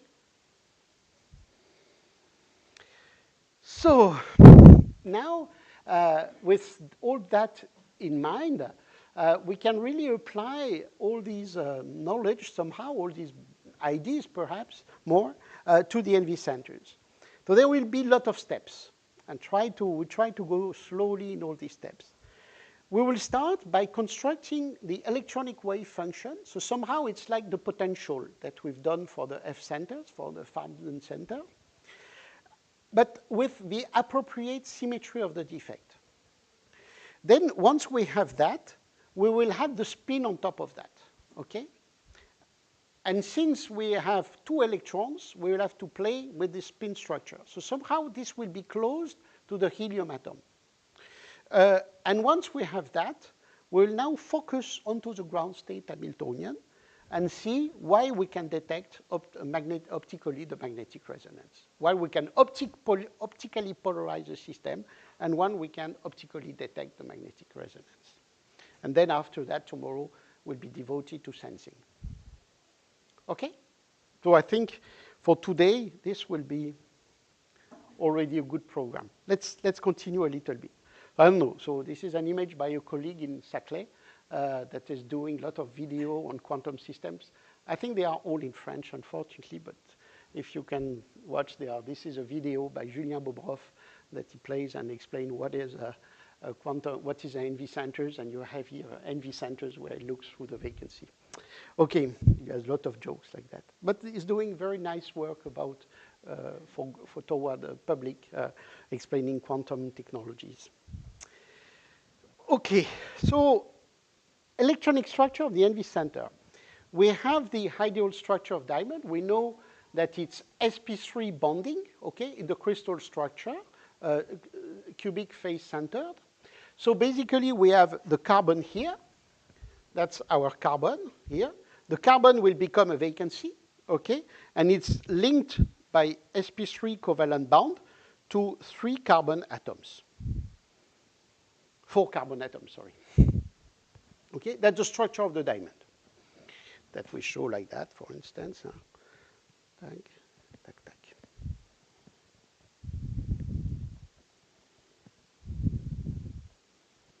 Okay? So now, and it's the idea that I explained from the very beginning, I will construct the defect from the dangling bond that are created by the vacancy, that are opened somehow by the vacancy. So I remove these carbon atoms. Now the carbon atoms becomes that vacancy, okay? So it leaves 3 bonds here. And here now, the carbon atom here is replaced by this nitrogen atom, okay? And the nitrogen atoms will have also the different bounding, okay? Because it has another electronegativity than the carbon atom. It has a higher electronegativity, so somehow it will attract more the electrons toward him compared to the carbon, okay? So now I want to compute the 1 electron wave function for the Coulomb interaction between the electron and the nuclei of the center. So this is this expression. So I take into account I suppose I have 1 electron in this system, okay, and I let it interact with the 4 system that I have here. Okay, the 4 nuclei, nitrogen, carbon, and 3 carbon that I have here.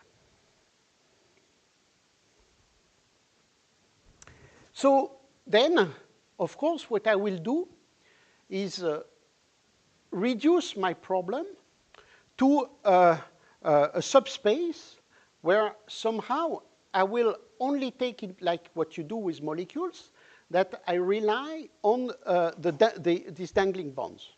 So again, I have three dangling bonds coming. So I combine. Like in molecule, you've learned that I combine. For instance,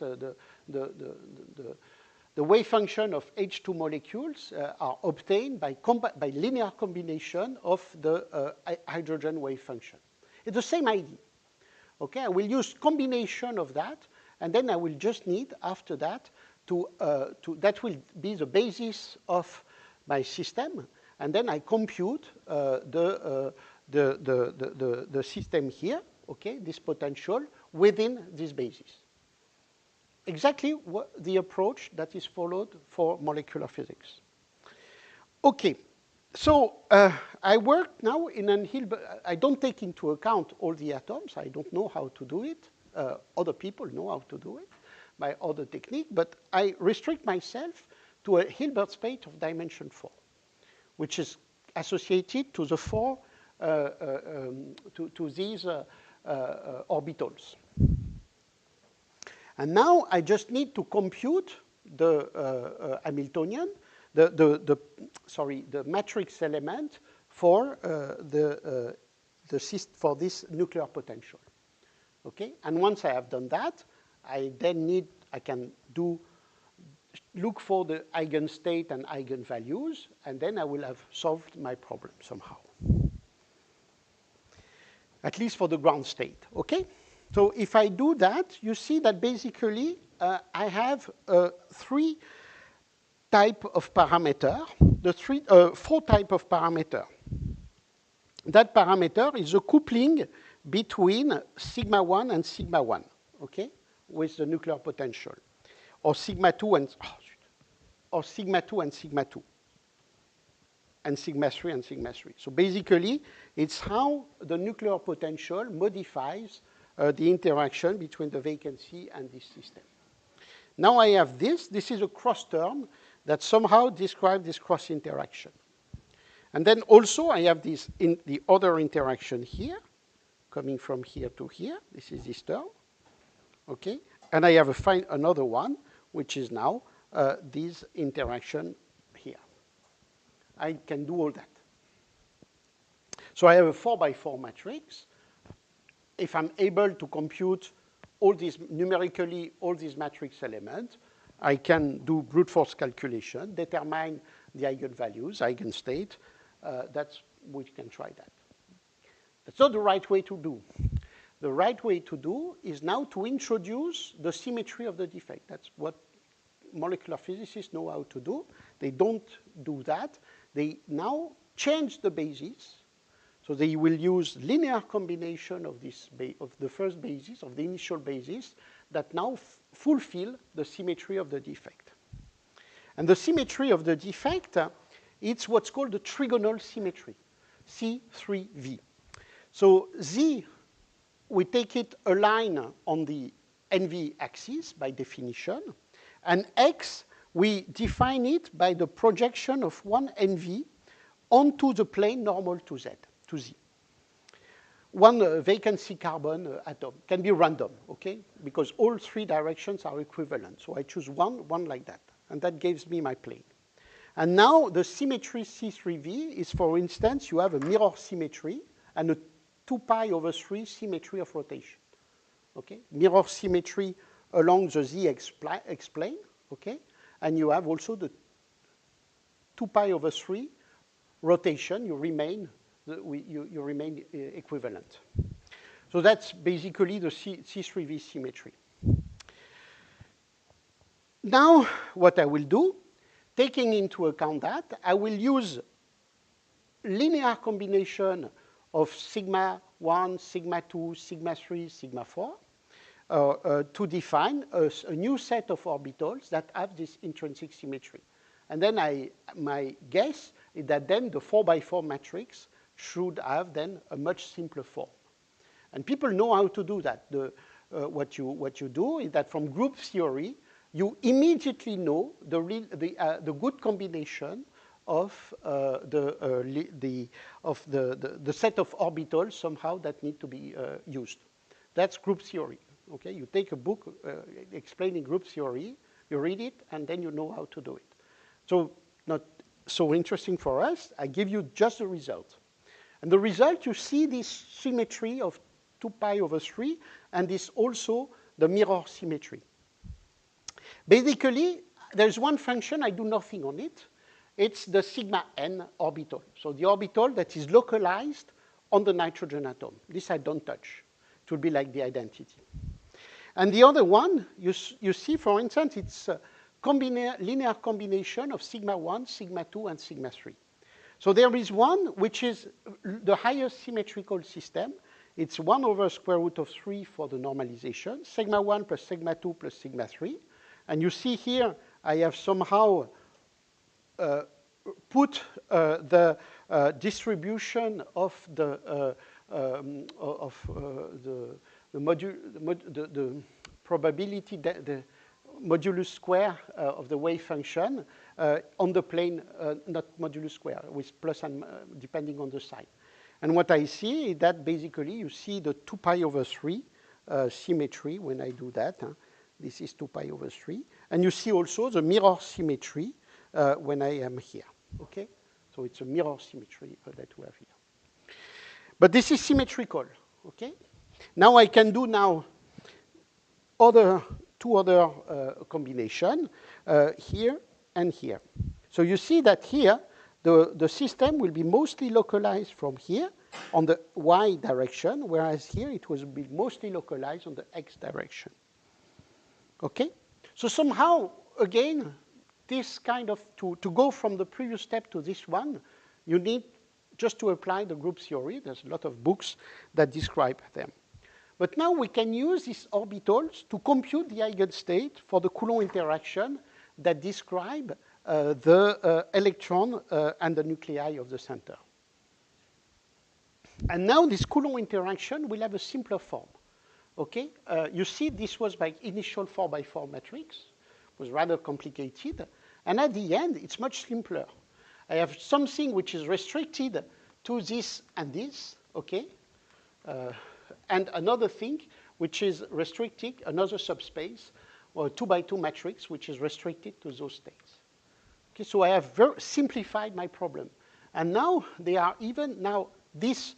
they are diagonal. So I know already from that somehow phi2 and phi3 will be eigenstate of my system with the energy. They will be degenerate with the energy V minus minus. And this I can expect. X and Y somehow are equivalent direction in the system. And then there is another subspace in which I will have to diagonalize this matrix, and that will give me the other eigenvalues, eigenenergy, and eigenstate associated to the system. And this is just the combination of that. So it's a dangling bond coming from that, and a distribution of electronic density on this plane. Okay? And they interact. So I have completely simplified the system. And this, you can do the calculation. You put that in ChatGPT, in Mathematica, in whatever you want, and give you the result of the calculation. They are not very difficult to do. But what is mostly important is that I will have A'1, A1. So I will come back to this denomination, which are rather strange to use compared to atomic physics. But basically, they are linked to the symmetry, to the choice of symmetry of the system. But then we have this, and this. Okay? So we have now 4 orbitals that are eigenstate of the nuclear potential.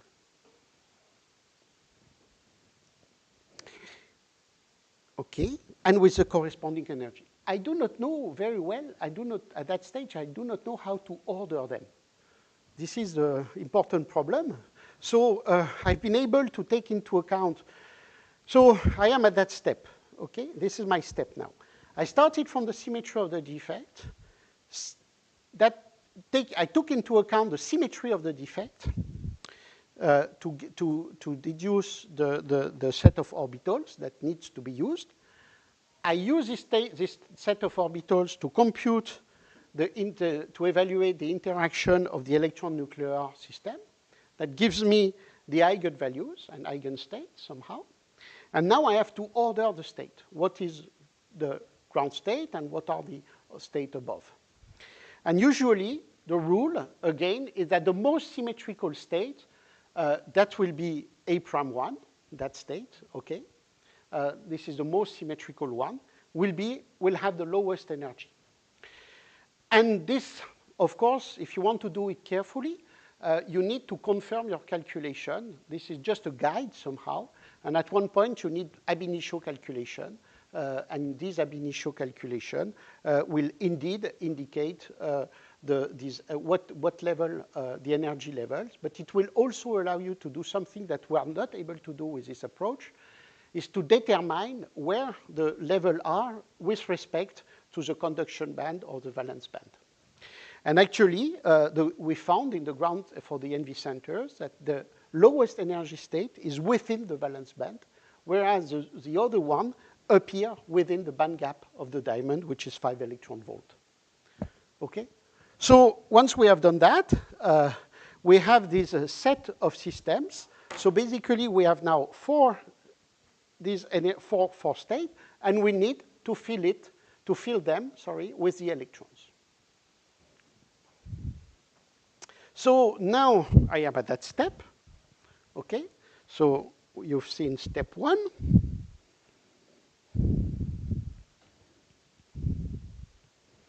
That was step 2. That is step 3. And then we fill them. So this produces this. This is the important point. And now we have to go to step 6. Step 6 is fill the state. Okay? And remind, we have for the NV minus center 6 electrons. Okay? Okay, those 6 electrons will occupy the single electron orbitals from lowest to highest energy levels, following Hund's rule. It's the Pauli principle. I can put 2 electrons, since they are fermions, but with opposite spins, or in the associated singlet state, and we'll come back to that. So I fill the state. 1 here, 1 here. These electrons are in the valence band. They are somehow bounded to the full crystal. I don't care about them. They cannot interact now anymore. They are forgotten. And then there is, then there is 2 electrons on A1, and then 1 electron on AX and 1 electron of AY on these systems. Or equivalently, I have filled orbitals and two holes in these energy levels. And now the first excited level will be to take 1 electron from A1 and bring it to AX, okay? Or to AY at a given choice. And the second excited level will be to take the 2 electrons from A1 and bring them to AX and AY, which are, in which I have the space to put 1 electron. So I have very simple pictures of the distribution of electron in the state of the defects. But this is the picture is somehow oversimplified. We have neglected a few things. First, we neglected the spin-orbit interaction that split the spin-up and spin-down level, so that somehow they are no longer degenerate. You know that somehow the spin-orbit interaction will split that into different components. And if I want to do things more rigorously, I have to do a full quantum treatment, but again, this can be done by applying DFT techniques, for instance, and I will construct like that. I will build a many-body wave function on the system. But this is something beyond what I can do. I leave that to theoreticians, and we collaborate with them on the topic. Okay, just a quick reminder of the spin-orbit interaction. You can forget the calculation, but the spin-orbit interaction will be about, for the specific case of the NV centers, will be around 5 gigahertz. So this is at low temperature, so something weak. If you remember the spin-orbit interaction, for instance, for nitrogen, for sodium, it's huge. and it creates the splitting, it's 6 angstrom, the splitting between the two D1 and D2 line of the system. In the NV centers, basically, and it's a specific feature of the NV centers, there's no reason for that, the splitting is very, very weak. So somehow, the interaction, so let's put it like that, the electron going between these state that will produce the light absorption and emission cannot change the spin. The spin lives somehow in another in a completely different Hilbert space, and there's no connection between them. It's what it tells. Okay. So, and this is unique property. So somehow my system does not mix the electronic wave function and the spin wave function. They are decoupled. And that's a great feature, and most of the application will actually rely on this decoupling. And this is just by nature. There's no real explanation up to what I know about that property. There is still a little bit of mixing. I would like also to remind you that somehow we have in the excited state a Jahn-Teller effect, like what we described for the electron in the box. So somehow this will induce an angular orbital averaging. There is a dynamical Jahn-Teller effect in the excited state, will somehow remove all specificities associated to the different transition that can have on the system. And this is also quite important, but maybe I will explain that later on. Yeah, perhaps I just do that. Yes, and then I will stop at that point. Okay, let's consider now the transition between the different systems. I can go from here to here. In this case, this will be the transition. The transition will be take that electron and put it, for instance, on AX, on the AX state. This will, the matrix element that can couple A1 to AX. A1 is something that is very symmetric. This is A1, okay? To this, it's an electric field that has to be aligned along the x-axis. Okay, so this is associated to a dipole or selection rule along the x-axis. And that now, this transition, where I go to the y branch, is associated to an electric dipole along the y direction. So I need now to put the polarization of excitation along that axis, and then I excite that. Of course, I may imagine that somehow there is a combination of all those transitions. But then what happens is that at least at ambient pressure, at ambient condition, ambient temperature, the Jahn-Teller effect will somehow decouple that. Somehow you will have, because this is a kind of natural symmetry of the system. So there is a kind of dynamical effect which tells you that basically you will have a combination of this, for instance, and a combination of that, but they are completely incoherent. Okay? I cannot imagine, so for instance, if I put a polarization at 45 degrees, okay, I will not excite coherently a polarization that would be a linear combination of those states. I will have independent excitation of the dipole along X and the dipole along Y. And this is also, I will show you this. Just a little bit of crystallography. Now, if we take, for instance, a diamond, we have different cuts that are possible. And if I take, for instance, a 100 cut, then I will have 4 orientation of the NV centers that are oriented at 35 degrees with respect to the axis perpendicular to the 100 plane. I can also have a 111 cut of the diamond. And if I have a 111 cut, then one of the NV center will be oriented for taking into account a random ensemble, will be oriented like that, and the other sample will be oriented at the complementary angle to 35.27 degrees. And now, for instance, I can do this simple experiment to really show you that the emission, at least at ambient condition, is realized is the contribution of these two independent dipoles. I take the laser, the excitation laser, and using a λ/2 plate, I turn the angle of the polarization. If I have a 111 sample, for 111 sample, now it's independent. If I turn the polarization like that, okay, of my laser excitation, the projection on X and Y will be always the same. Okay? So I will not see any difference. So the intensity will remain constant. And it's actually what we observe. This is what is observed for 111 center. Now, if I look to other centers where they have now so their dipole will make an angle around that, you can easily imagine that when I will turn the polarization, I will be along mostly one direction and then go toward the other direction, and et cetera, et cetera. So I will have a modulation, and the modulation is shown here. And basically, this modulation tells you which family you address between the three other families and the 111.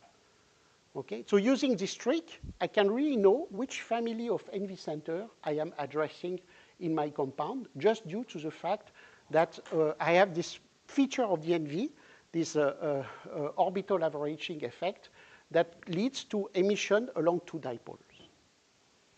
Okay? So this is important, okay, at that point. So we now understand here the main properties of light absorption and emission by the NV centers, taking into account these electron orbitals. Now, what I need to do is I have to take into account the spin, okay? And the spin, that's another game, and we will do it this afternoon, okay?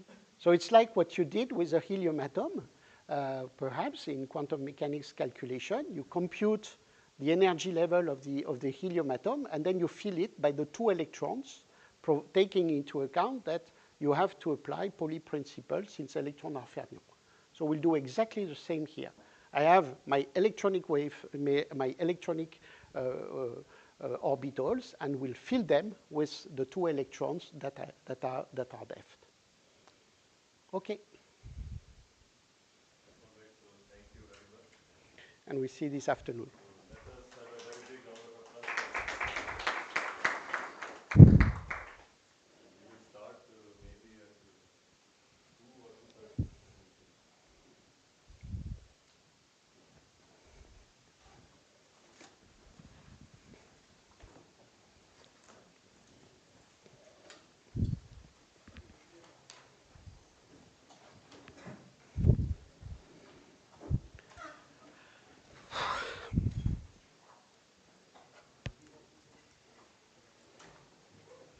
Kamal?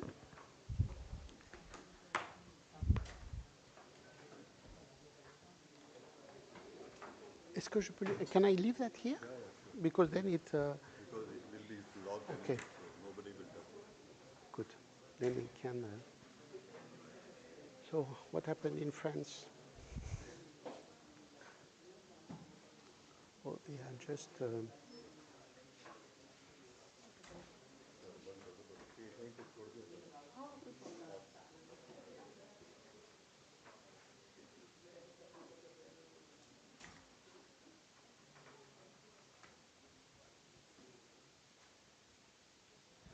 hello? So, Professor Rock, I have to go out for some work somewhere Yes.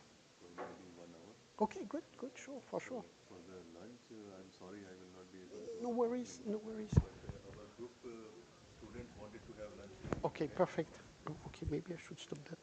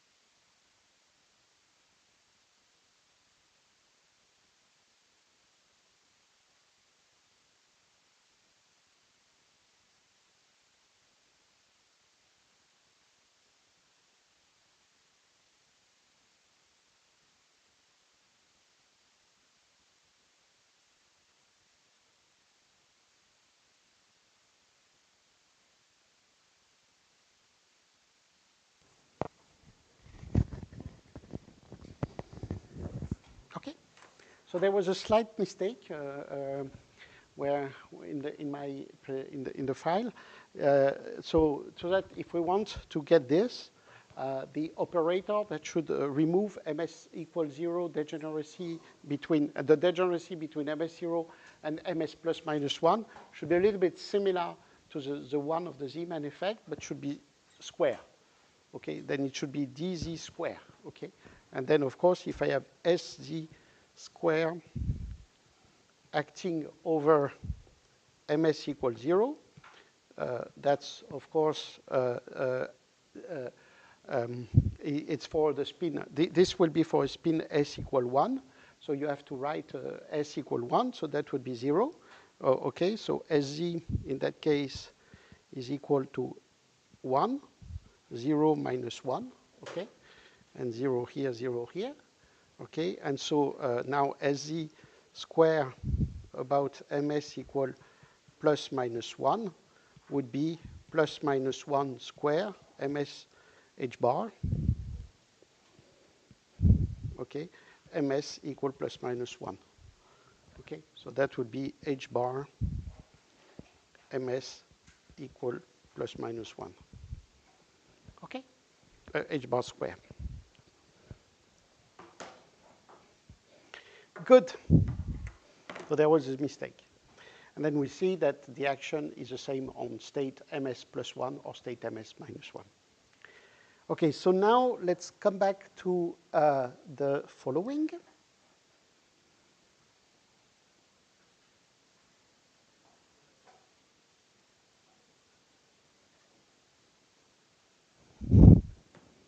So we've been able to build, you know, the electronic state, orbital state for each electron.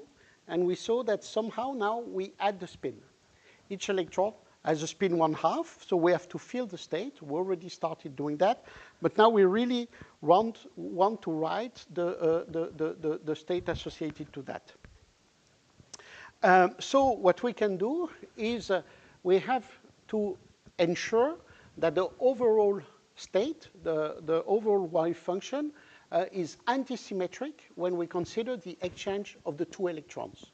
So antisymmetry can be obtained two ways. Can be obtained either by acting on the spin or acting on the electromagnetic wave function. And then if, for instance, the spin part is antisymmetric in the exchange, then regarding the orbital electronic state, those will be symmetric in the exchange of the two spins. So this is what we're going to do now. So we take, I remind you that if we have two spin state, two spin 1/2, then if we take into account, if we now add them, we'll get either spin s equals 0, that's the singlet state that we have here. Okay, that's the singlet state. Okay, and this is antisymmetric when I flip-flop, when I change the two spins. Or we have the triplet state, and the triplet states are their linear combination of the two spins, and that are symmetric in the exchange of the two spins. So this is what I can use now for that. Okay, so just a little bit different notation. Alpha and beta in this slide will be either spin up or spin down, but it was more convenient, and I reused some old slide. So what we have to do now is to have on one side the orbital state, and then we add the spin state. And this is done by this product here, okay? This tensor product here. So what we do, remind that we fill the 6 electrons, okay, of the NV minus center, and then we fill the states. The first one, A1 prime, which was the most symmetrical one regarding the orbital wave function in the structure, will be within the valence band. So somehow it's forgotten. We can forget it. The electrons are bounded to the crystal, are stuck in the crystal. Then we have the other state that are in the band gap of the diamond. And then when A1 and then the ground state, then we put 2 electrons on AX and AY. That's what I'm going to write the state this way. A1 2 A2, okay? So now what I do now is that I add the spin state. So what I can do is take now those, what matters is those states, of course. So what I need to do is now I can have either symmetrical combination of those states, and then in that case, I will have anti-symmetrical spin state, or I can have symmetrical combination of these states, and in that case, I will have then anti-symmetrical combination of the other state. So if I now combine an anti-symmetrical function of this one, this will be ax, ay minus ay, ax, okay? And then I have three possibilities for the spin, so total, the degeneracy will be 3 for this state, and that will be plus plus, plus minus, plus minus plus, and minus minus. All those are degenerate. And we write this state in the following way, 3A2. So this is not 3 here, means that we have, it's 2J plus 1, so spin 1, so we have 3, that's the degeneracy that we have, okay? And A2 is just a notation taking into account the symmetry of the defect. Not so important. The other possibility is to write now with symmetrical combination of those states, and then an anti-symmetrical combination of this state, of the spin. And that's these three possibilities. This is we have this exchange, so there should be something, there should be a mistake here. There should be a mistake here. Pop, pop, pop, pop, pop. Okay, maybe there's a mistake here. I have to think about it. But there is this combination of the state, and at the end, we reproduce now the other one. This is, okay, let me see. Oh, yeah, no, it's symmetric. No, it's symmetric because x is changed, xx, or ay. This is changed, and I found this. And the other one will be changed xx and ay. So it's symmetric. This is symmetric when I change the two states. Sorry, I'm not started my brain. Okay, I reactivate now. I should reactivate it. Okay, good. Now we do the same for the excited state. And the excited state, it's a little bit more complicated. Well, it's the same. Somehow you write down all the symmetrical wave function. Okay? So once I have that, now I need, why is it important that we do that? I remind you, we have these two electrons. The two electrons, they will interact, of course. And they have two possibilities to interact. They can interact through dipole-dipole interaction. That's the spin of one dipole acting on the spin of one dipole. So that's a direct magnetic interaction. Okay? And then we'll consider that later. But then they have another way. They have an indirect way to interact together, which is like in the helium atom, the exchange force. When the spin are up like that or like that, depending on the symmetry of the spin state, you see that I change completely the position of the two electrons. So what does that mean? I change completely the orbital wave function. So if now, and let's remind that there is two electrons, so there is an electrostatic interaction between them. Okay? When I am in this configuration with here S equals 0 in the singlet state. In the singlet state, you see that I have a symmetrical wave function for the orbital. So if it's symmetrical, the electrons are allowed it to go close to each other. And that's somehow on average value. That will enhance a little bit, that will enhance significantly, sorry, not a little bit, very significantly, the Coulomb, their energy. Okay? Exactly like in the helium atom. In the helium atom, you have two parts. The helium atom associated to the spin S equal 1, and the helium atom associated to the spin s equals 0. And you find very different energy level. Okay? And it's just the consequence that there is an electrostatic interaction that is somehow modulated by the orientation by the spin state. So in all these states that I have here, the electrons are allowed it to go close to each other. And somehow the Coulomb interaction between them, since they are of same charge, will increase the energy. Whereas if now I considered the triplet state of the electron, in the triplet state of the electron, this is associated to an antisymmetric wave function for the orbital. So this is the position now of the electron. And this antisymmetric position, you can convince easily yourself that you forbid the two electrons, it is forbidden for the two electrons to be at the same place, just because it's an antisymmetric combination. Okay? So what does it mean? It means that the electrons somehow, due to the fact that it's a kind of force depending on the spin orientation. This force that the triplet state induces this exchange force on the electrons so that they move further away from each other.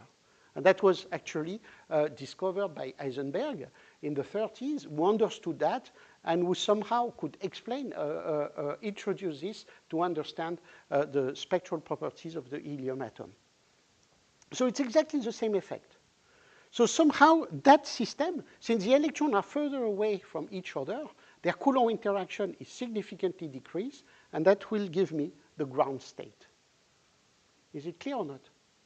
So after that, we have to do the calculation. Of course, we have to go into the detail of the wave function and do the computation. And this is rather difficult. This is very difficult, actually. And the person that was one of the first to do it, to do that job, to do this, to be able to perform all this difficult calculation, and in the specific case of the Envy Center was Marcus Doherty at Australian National University. So he played a key role. Marcus played really a key role in understanding really the structure of the defect together with Neil Manson and also other people, but I think you really deserve credit for being able to really understand the structure of the energy level. And the structure of the energy level somehow is shown here. And you have many papers from Marcus, like this one, that describe in detail this theory. But somehow you see, this is my level. I do not take this energy level. Now if I take into account the Coulomb interaction, the Coulomb interaction will increase a little bit that level. And then what I can do, this is this ground state level.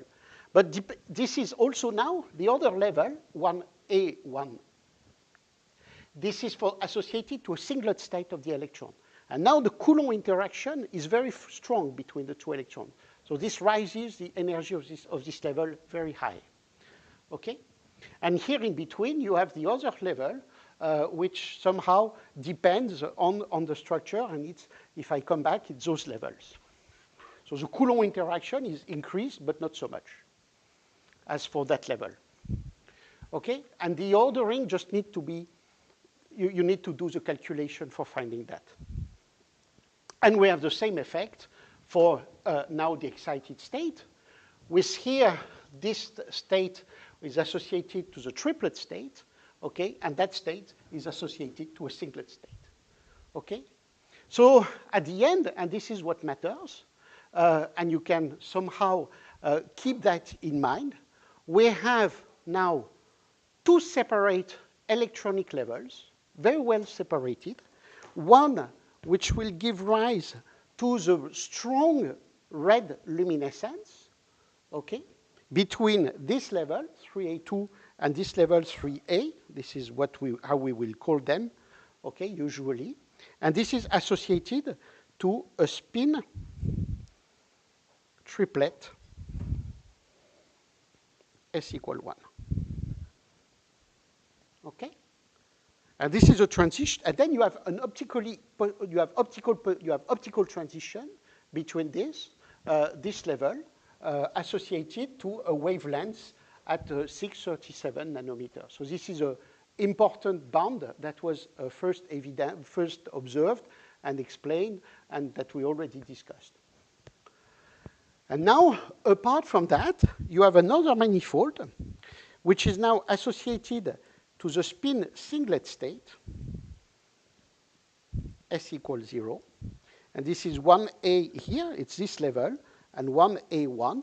And you can have, nevertheless, if I take into account the structure of these electronic orbitals, I have a non-zero electric dipole that can exist between those two states. I can compute that and see that if I do, for instance, 1AX, and this will be this one, and X, sorry, it's not easy.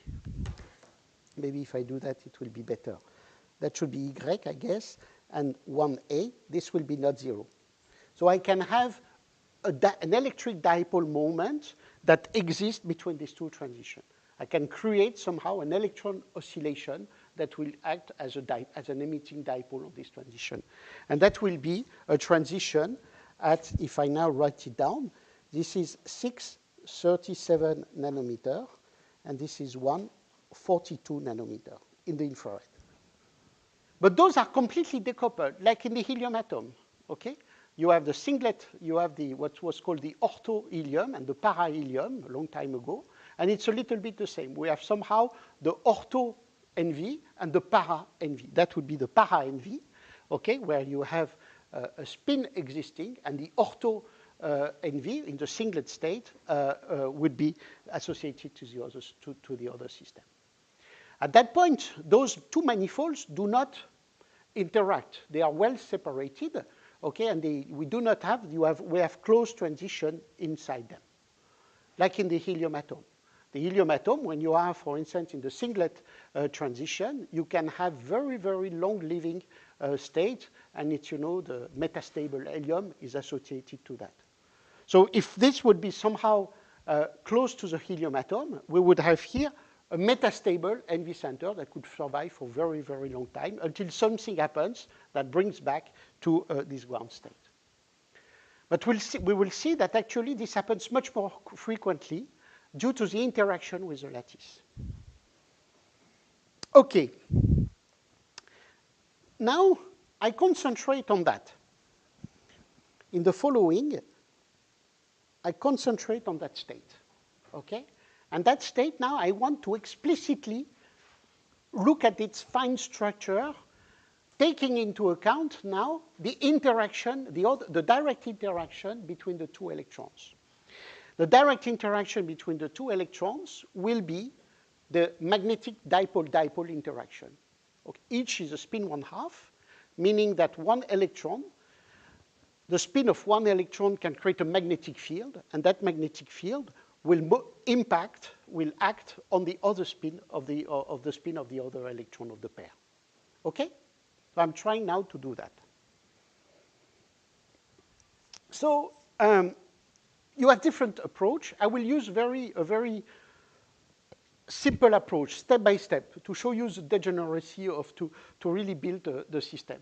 So again, now let us forget the orbital part. Okay, so we have the electron, it can have its transition, but forget that. We only look to the spin part. So the system now is on the basis, is described by three states, S equal 1, M equal 0, -1, or 0, or 1. And now I want to look to the degeneracy of those states. Again, what I need to understand, there is this 2 pi over 3, okay, dependence. In a rotation invariance.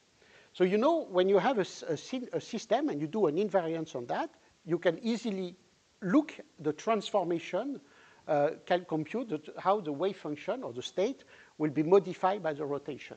You take this operator, R alpha, written as exponential minus E alpha, this value. You take this expression, okay? And then this is simply the influence of the rotation of the system. So if you go from the initial state psi, you apply now this operator, and you would get the result, the spin after the wave, the state of the system after the rotation. And so if we now apply that operator on the state M here, then we have this very simple explanation. So what we have here, so again, the basis state are we show that they are eigenstate for these eigenvalues, 1 exponential minus alpha. So the NV center is invariant by rotation of angle 2 pi over 3 over the z-axis. So that means that we have this property. And obviously, that tells us that I can build now an Hamiltonian that has the same eigenstate as this. So that tells me that somehow the eigenvalues of my spin s equal 1 are also eigenstate of H0. This is important, okay? So I know already from that somehow the basis for SZ is a good one for H0. Okay? So I do not have to worry about trying to find other states. I just can keep these initial states, and there will be the good one. It's the good choice. Now I can also check the Hamiltonian. So the Hamiltonian, I have also the symmetry of the plane. So I remind you that we have the plane, the axis X, was chosen in a way so that there is a mirror symmetry between the symmetry of the plane XY, XZ, of the NV centers. So I just take that into account. And so then it tells us that I have to introduce the parity operator as defined by changing y in -1, minus I. So it's this, okay? And I have to see whether or not what's the influence of this operator on the basis that I have chosen. So I can do this calculation, and it's not very difficult to show that at the end we have these properties. So it means that somehow the mirror symmetry impact tells us that state S equal 1, ms plus 1, and state S equal 1, ms equal minus 1 will have the same energy. Okay? Otherwise, I will not be able to fulfill this mirror symmetry of the molecule. So just by doing that, I know already that the ms0 state will have the lowest energy. So this you can convince easily yourself by that, due to the interaction after that. And the two state will be above. So with only this argument, I can now say, this is my situation. I have ms plus minus 1 here, and ms equals 0 here. And there is certainly a difference. And the difference is only due now to the magnetic interaction between the two dipoles. And I can compute it now directly using this basis. Okay? So I do this calculation now. So I take the magnetic moments associated to the spins of the two electrons. You know how to write in electromagnetism the magnetic interaction between these two dipoles. It is given by this formula. And now I just need to change the S, which would be the associated to the magnetic dipole, into operators, and I have this explanation. Okay? Here, it's a key property at that stage also. I completely forgot any possible coupling between the electronic part of the state and the spin part. And this is due to the fact that we have no spin orbit coupling. Or it's so weak that we can neglect it at this level of approximation. Otherwise, it does not work. What I would have then to do is, like in atomic physics, you consider then the J total angular momentum as J equal L plus S, and you have to work in the new basis as defined by the spin-orbit interaction. The good point is that they are completely, we forgive that. We live, spin and electronic wave function are in different Hilbert space. So now it's not difficult to do the calculation using that. And associated, you simply now use this 1 minus 1, 0. And this is a direct, very simple calculation to do. And you have here the explanation. You have here the matrix that I have. Depending on this dependence of R between the distance of the two spin, and that will give you the strength of the magnetic interaction, of course. But okay, that is another difficult issue to compute because it depends on the details. But at the end, you can also say it's an experimental parameter and try to see if it matches the computation. But people that do, for instance, ab initio calculation, they will know how to do it because they have the full distribution of the electronic density, and they can easily do such calculation. Okay, and at the end, I end with this expression. This matrix is equivalent, can be written as Hz square minus SS plus 1 divided by 3 times a parameter d, which is defined by all that. Okay? So this is quite simple to do. And at the end, we can also rewrite that somehow. This is just the unity operator, so somehow we can forgive that. If you want, it's just a redefinition of the energy ground level somehow. But we have something which is proportional to Lz square with a given factor before. Okay? So the level structure at the end of my NV center, if I only consider the spin property, is just a spin S equal 1, M equals 0 in the ground state, and M equals plus minus 1, separated by a frequency of about 3 gigahertz. Okay? And this is what we're going to play with now for all the following. And also remarkably, we have the same spin structure, of course, in the excited level, but with certainly a parameter d here that will be different because, of course, in the excited level, it will be smaller because usually in the excited level, the wave function are larger compared to the ground state, and the magnetic interaction will be decreased due to the extension of the wave packet somehow of the two electrons. Okay, so you can rewrite that differently. For instance, you can say I have 3 parameters, d1 xx squared plus d2 xy squared plus d3 sz squared, that you can rewrite in this way. So d sz squared minus ss plus 1 divided by 3 operator identity plus a parameter e times sx squared minus xy squared. If I have a full symmetry of the defect, then this parameter d1 and d2 will be equal, okay? And e will be equal to 0, and I have only this parameter. Okay, I have only this part of the wave function. And it's the structure I demonstrated.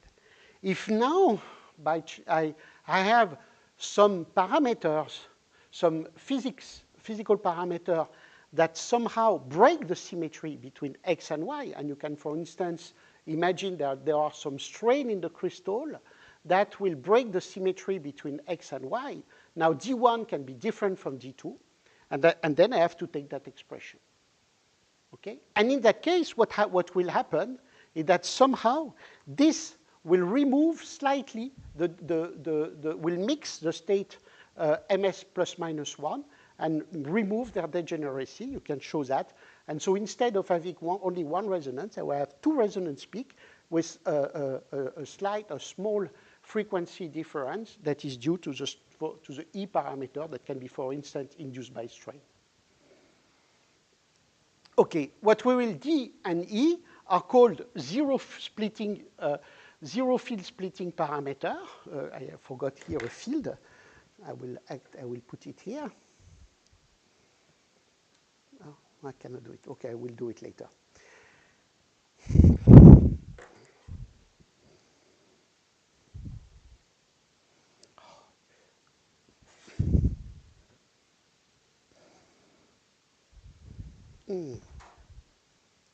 Okay.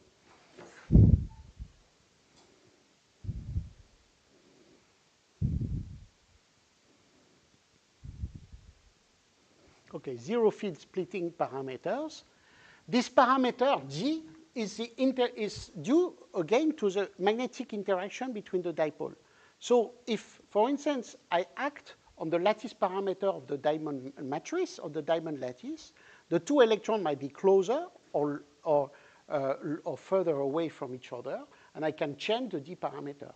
It actually what happens with if you change the temperature of the sample, of the crystal, and then what will happen in that case is that the parameter D will depend on the temperature through the lattice dependence of the temperature.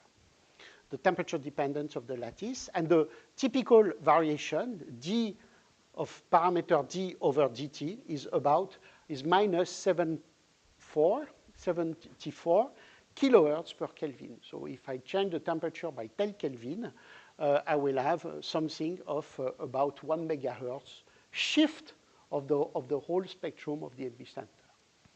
Okay. So this is very nice because then I can use, as I will show some example later, can use NV centers to really measure the temperature. And this has been done, for instance, in living cells, where people have used NV centers in nanodiamonds.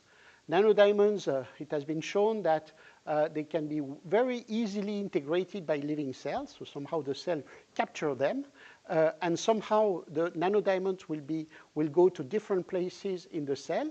And just by measuring the temperature there, it's very important because then you can monitor in real time the activity of the different part of the cell, provided that something happens on the cell or whatever you want. So this has been used in life science very importantly.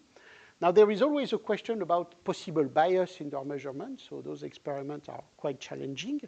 Now, the other parameter is that E is equal to 0 if we have the perfect C3V symmetry, because X and Y play an identical role. But as soon as we have, for instance, strain applied to the sample, that will break the C3V symmetry, so that there are two directions that are not equivalent regarding the NV axis at that time, then that would create E parameter. And for instance, in CVD ground diamond, you usually have two peaks separated. The NV resonance will appear as two peaks separated by about 100 kilohertz, and that can be much larger in nanodiamonds. For NV embedded in nanodiamond, where it can reach 5 megahertz up to 20 megahertz, depending on the way the system has been fabricated. The nanodiamonds were fabricated. Okay, so I hope that now I have shown all the things, but still we have to understand one important point. The important point is how we have optical spin polarization. There's two important steps to see. First, and I should have written that, I remind you that the electronic transition occurs between electronic states that are completely decoupled from the spin states. So it's not at all like what we learn in atomic physics. In atomic physics, the spin-orbit coupling is very strong, so it binds together the spin and the orbital motion of the electron. And that allows you, and what matters is the total angular momentum, J equal L plus S. And you have learned atomic physics in this way. Here we are in a very different situation. The situation is now the spin is on one side, the electron is on the other side, and they do not speak to each other somehow. Okay?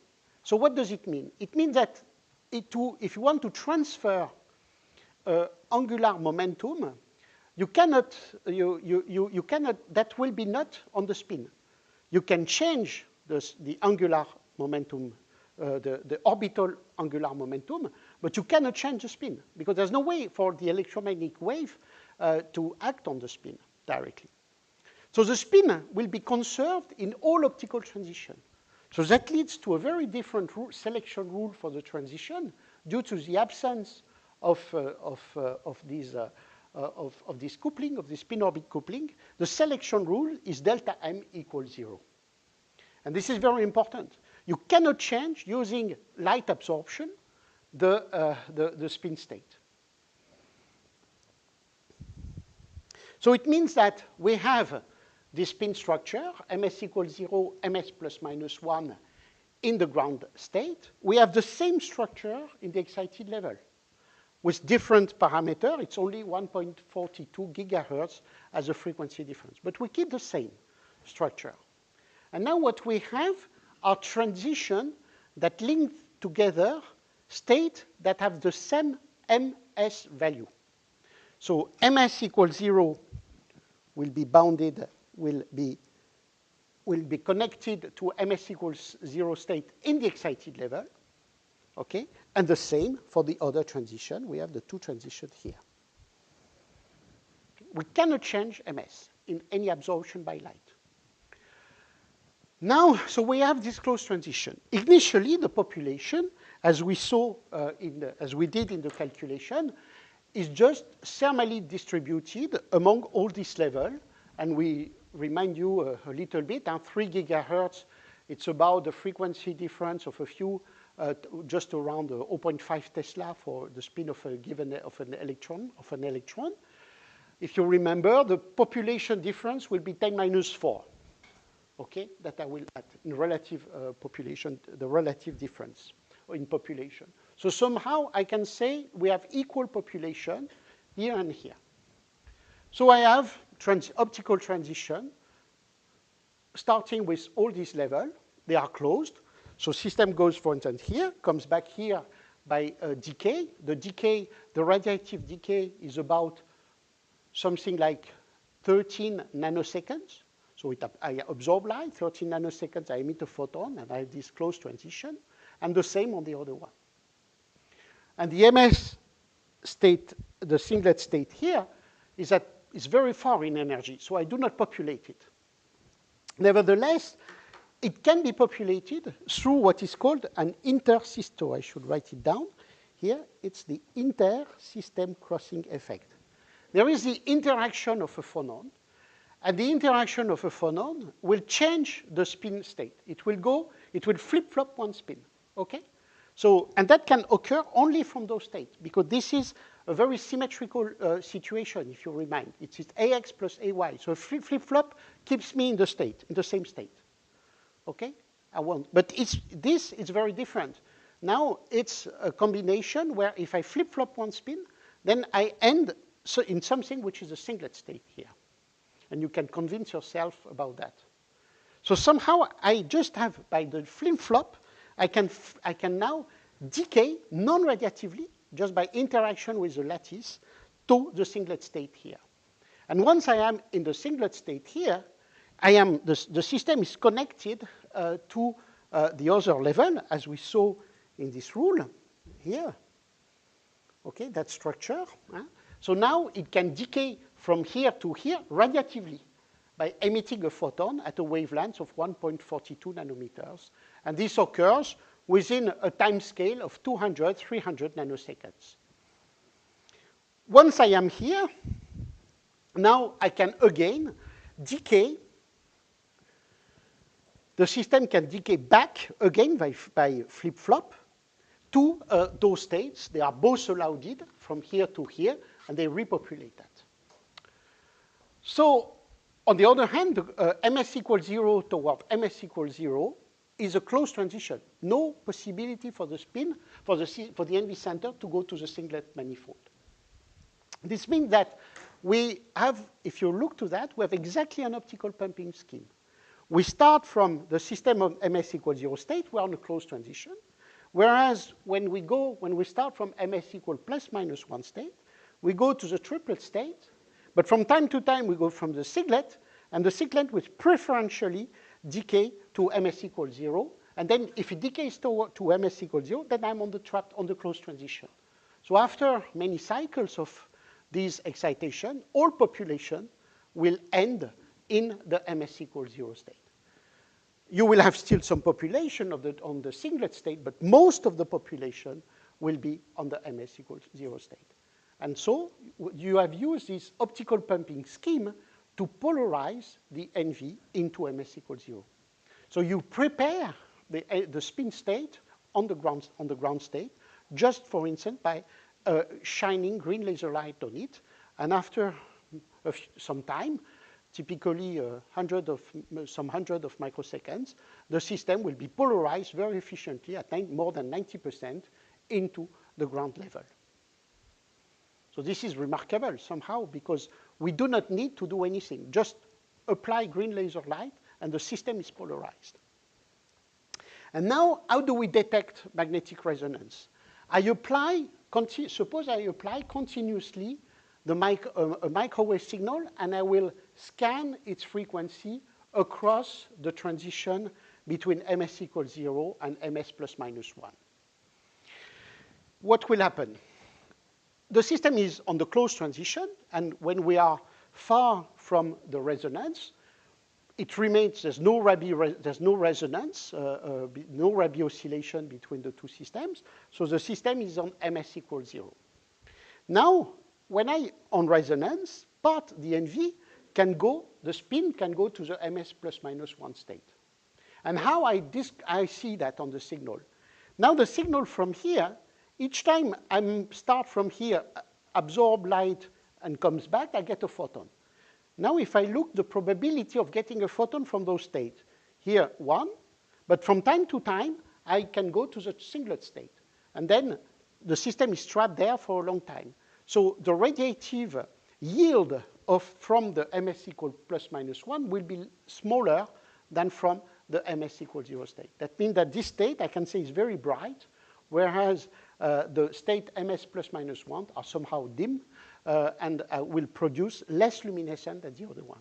So just by monitoring the level of luminescence, it's just the light that is collected during a given integration time, and I use that to monitor, to compute the intensity of luminescence of the NV center, then I can really see if the NV center is on the MS equals 0 state, then I have a strong intensity of light emitted, and as soon as I flip, the system has been transferred to the MS plus minus 1 state, then I see a level of intensity that is decreased, and that's the ODMR contrast, and that's just the optical signature of the magnetic resonance. And then it's so sensitive, this detection, that compared now to what I told you regarding electron spin resonance and the standard techniques for their detection, this now we use the optics, and this can go down now, you can really play with a single spin. So you have the sensitivity using that to really look at the magnetic resonance of a single electronic spin using this technique. And this is somehow remarkable. Okay, now what we can do from that, if you want to do it, if you want to go further away, you just need now to write the different equations that will affect the systems. And then you end with a model that is rather complicated because somehow you have to take into account this excitation, the decay to the singlet state, but there are also some possibilities that the system, due to, for instance, different photon excitation, goes to the other charge state, the NV0 charge state. So when you do all that, you have a set of rate equation that allows you to compute all this transfer rate, and at the same time, you can add on them a coherent drive of those MS equals 0, MS plus minus 1 state, but described exactly like I showed you before. So somehow you need a way to, if you want to model the NV photophysics and the signal that you want to observe, you need somehow to integrate all that using this combination of rate equation, just rate that change the different system, and this coherent drive of between those states. And maybe we try to see, to do a kind of calculation using this approach. That's one approach. You can also do the complete calculation, but it will be much more difficult. It's better to simplify the situation with rate equation that tells you the population in the different states, and then you play with the coherent drive on the system. And you have some detail in those papers, in this paper, for instance, that we implemented. There's many other papers that have done similar things. Okay, why is the NV now a good magnetic sensor? So suppose now, as we say, we can have these two states. We can discriminate them by the intensity, their respective intensity level. We can prepare the system in MS equals 0 state, okay? And we can play with magnetic resonance trick. Now, if here we apply a magnetic field at first order, first perturbation order, it will remove by Zeeman effect the degeneracy between +1 and -1, and you just have to take into account the calculation. There is a J factor here, okay, and this is what you see. Instead of having one peak, now I have two peaks, and the frequency difference that we have here is proportional with some parameters that are perfectly known, the J factor and mu b, the Bohr magneton, of proportional to the intensity, to the amplitude of the magnetic field once projected on the NV axis. So using that, we have somehow an atomic scale magnetometer, and this is what we will use, and I will show you tomorrow some applications of that technique, of that sense of this dependence with magnetic field. One point which is remarkable is this value of J parameter, which was measured before using IISER experiment. And this parameter is very close to 2. And 2 is a value we get for really a spin 1/2. So why we have that? Because we do not have spin-orbit coupling. So somehow we deal with bare electrons in the system, completely somehow independent of the diamond lattice. Of course, the diamond lattice will come into the T1, T2 parameters, but their dependence with respect to the magnetic field or the microwave excitation is really 2. And that leads to a Zeeman shift of that one peak or of about 28 megahertz per millitesla, or a frequency difference, which is just a double, which is what I gave. And the typical sensitivity you had just with this experiment, being able to look at the shift of a given peak about with a typical signal-to-noise ratio, and again, we will try to compute that, what is how we can compute the magnetic sensitivity. We try to estimate that by calculation, is about is in the micro-Tesla range. So with an NV center, you can, without any problem, detect a magnetic field in the micro-Tesla range, and there's a lot of work that has been done in this direction to investigate that. We published some years ago a review paper on this technique that you can see that reviewed the different possible implementation of this dependence regarding a different approach. And there's also a lot of now papers that are getting out, reviewing all the work that has been done, exploiting this sensitivity of the NV center to the magnetic field. Okay, maybe I say, maybe we can stop, no? And have a tea and come back for just a few slides and then.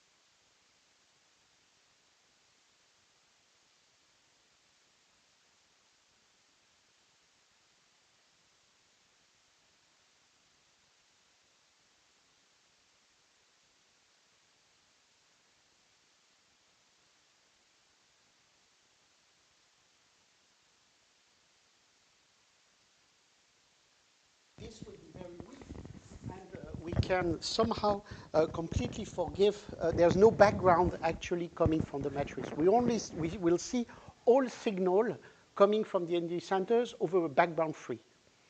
This is, again, very important because suppose you would have these beautiful atomic-like sensors in the system, but in a matrix that will be that would have a whole strong magnetic response. Of course, everything will be vanished due to the environment of the system. So many thanks for pointing this point, which is very important. I should mention that each time.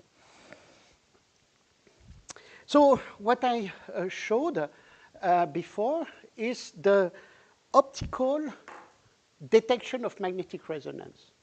And a few years ago, colleagues like in Hasselt have invented another way to detect the NV resonance.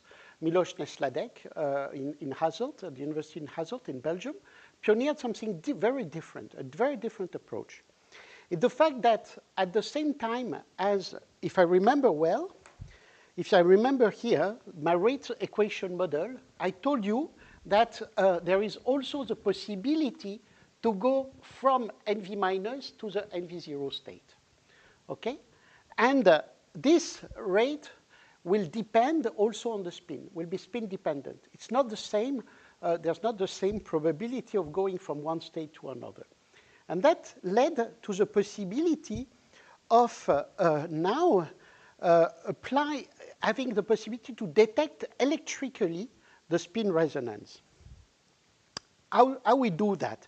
So we have both the NV minus and the NV zero. What you could have, it's a probability, once you have on this system, you can have one photon excitation, then it will decay, but you can have a two photon excitation. And the two photon excitation will now bring the system into the ground state here, into the conduction band, okay? And once you are in the conduction band, you have released electrons, and these can be captured. So now we will have, sorry, the NV minus center is transformed into an NV zero centers. And you have a free an electron in the conduction band that you can detect, okay? So but this is also depending on the probability to have this two photon transition. And since now we can consider the two photon going either from the MS equals zero state, but also from MS plus minus one state. And again, since I have these intersystem crossing from these transitions, for this transition to the singlet state, the probability will be lower, okay? So probability of getting one electron by this two photon process in the conduction band will be lower if I start from MS plus minus 1 compared to MS equals 0. I should write it down here. It will be better. Okay? So this will be a higher probability of getting, it's what we tried to describe by having here a big ball and here a smaller ball. Okay? So now I have, and once I have in the system, the NV center is in the NV0 state, it can capture one electron back, either from another atom, nitrogen atom, so directly from a hole here in the valence band, it's equivalent, and be regained, back converted into the NV center. So what I need then is to collect these electrons that are produced by these two photon process, which are somehow spin dependent. And then I will have a way to detect the NV magnetic resonance. Not anymore, I still need optical excitation to do the polarization, but after the detection is done electrically and not anymore by optical detecting the fluorescent signal. And for many, if you, for instance, you want to do some very compact sensors, this is of course a great advantage. And I will show you, so in the first experiment that were done by Miloš in Hasselt, people had ensembles of NV and they put electrodes on top of the diamond. And then you have a lot of, it's not easy. Diamond is a wide bandgap semiconductor, and having a controlled way to deposit the electrode on the sample is not so easy. So the idea we had, together with a colleague Thierry de Buchert in Thales, with whom we worked for many years, is it could be better if we now are able to embed the electrodes directly in the diamond.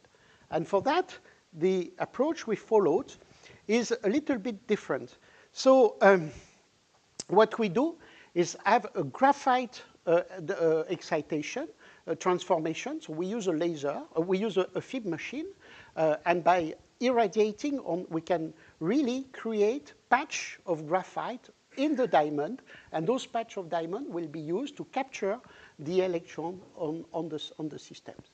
And actually, we worked a lot on the implementation. They worked a lot in Thales.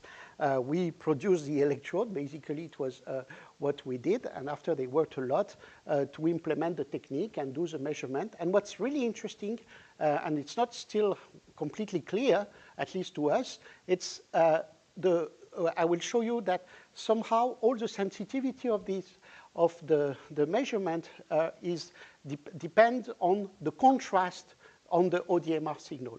And the contrast of the PDMR signal, it's not clear what defines it. So maybe we can have a very sensitive way to make magnetometers using this approach that somehow circumvents a lot of difficulties of the system. But just I wanted to give an approach. And so the system we have now, it's quite simple. We use a FIB to create patches of electrode. Then with two contact electrodes, we come on top of it to collect the signal. And then basically there's a green laser that will be used to prepare the spin state by optical pumping in the MS equals 0 state. And then we simply collect, we drive the microwave excitation with an antenna on top of it that will produce the oscillating microwave field for the 3-photon resonance. And this is a signal that were obtained and given in this publication 2 years ago, where you see here the magnetic resonance. And as soon as we apply a magnetic field, we see a splitting associated to the different transitions. So again, exactly what I showed you before. But now with this direct electrical detection. Just to show you that although things can appear very mature now for the spin detection of NV, there's still a lot of work to be done exploring, for instance, what this can be. And then you can think about a lot of things. For instance, instead of having this very simple symmetry, which is equivalent somehow to a kind of PN junction, when you look more carefully to the physics of the semiconductor inside, you can imagine having some kind of transistor and detect very, very tiny changes. So it opens a broad range of possibilities to detect with very high sensitivity these signals, these the signals from the magnetic resonance of NV centers. And there's working a lot in that, and it's quite amazing how fast somehow it go, and I'm pretty sure that it's something that will have strong impact for making very sensitive magnetometers, and very compact one at the same time. Okay, perhaps then, if you, just to conclude, I've talked about how we engineer NV centers. And there's different ways. What do you want to do somehow? For instance, I might want to have a sample that is highly doped uniformly, as uniform as possible, with NV centers. And that, for instance, can be done directly by CVD growth. So what people will do, it's in this, they will use the growth of the diamond. And I told you the growth of the diamond, and you see here the plasma ball that is used to create layer by layer the diamond. I inject in the plasma, which basically for diamond will consist of hydrogen and methane. I inject nitrogen gas. The nitrogen will dissociate, and so I will have directly during the growth nitrogen integrated into the system. At the same time, there will be vacancies, so, and this is done at very high temperature. So using those systems, I can have now NV that are highly doped, that with a high concentration and very good quality. I will show you some samples like that, and perhaps you will have a demo on the demo experiment that we plan. The demo will be realized with such samples, in which we can have NV concentration at a few ppm, which that can be really used to make to design magnetometers with these NV ensembles. And really, there is a lot of possibilities that this kind of thing happens. And using that. And for instance, such a sample now can be, you can purchase it in Tor Labs, 3 by 3 millimeter, 200 micrometer width, thickness, and NV concentration of about a few ppm, and that would cost a few thousand of euros. That's one approach, so you use that. And you can also, there are a lot of possibilities that people now are exploring, for instance, to make a delta dope layer, which is a very thin layer at a very accurate position in the sample, highly doped, and so playing this beautiful paper that appeared a few days ago by Misha Lukin and Norman Yao in Harvard, where they were able to look at the spin of a highly concentrated layer of NV and looking at the interaction between them, and the coupled interaction of those spins produced a squeeze state. So this is remarkable work that people have tried to implement, but they found a way to do it using this technique of having, during CVD growth, that was done by Anya Yaich in Santa Barbara, where they were able really to produce those samples. Now, the other possibility is to have ultra-pure single crystal diamond layer, so the one that are usually typically produced by CVD growth, and then you implant nitrogen impurities. So you create yourself, you bring the nitrogen impurity after the system in the diamond. And at the same time as the ion will penetrate in the crystal like that, okay, they will induce some vacancy. Somehow they will, you don't know, there is a kind of straggling effect like that, and at the same time, before the ion stops in the matrix, it creates a lot of vacancies. This is not yet the NV centers.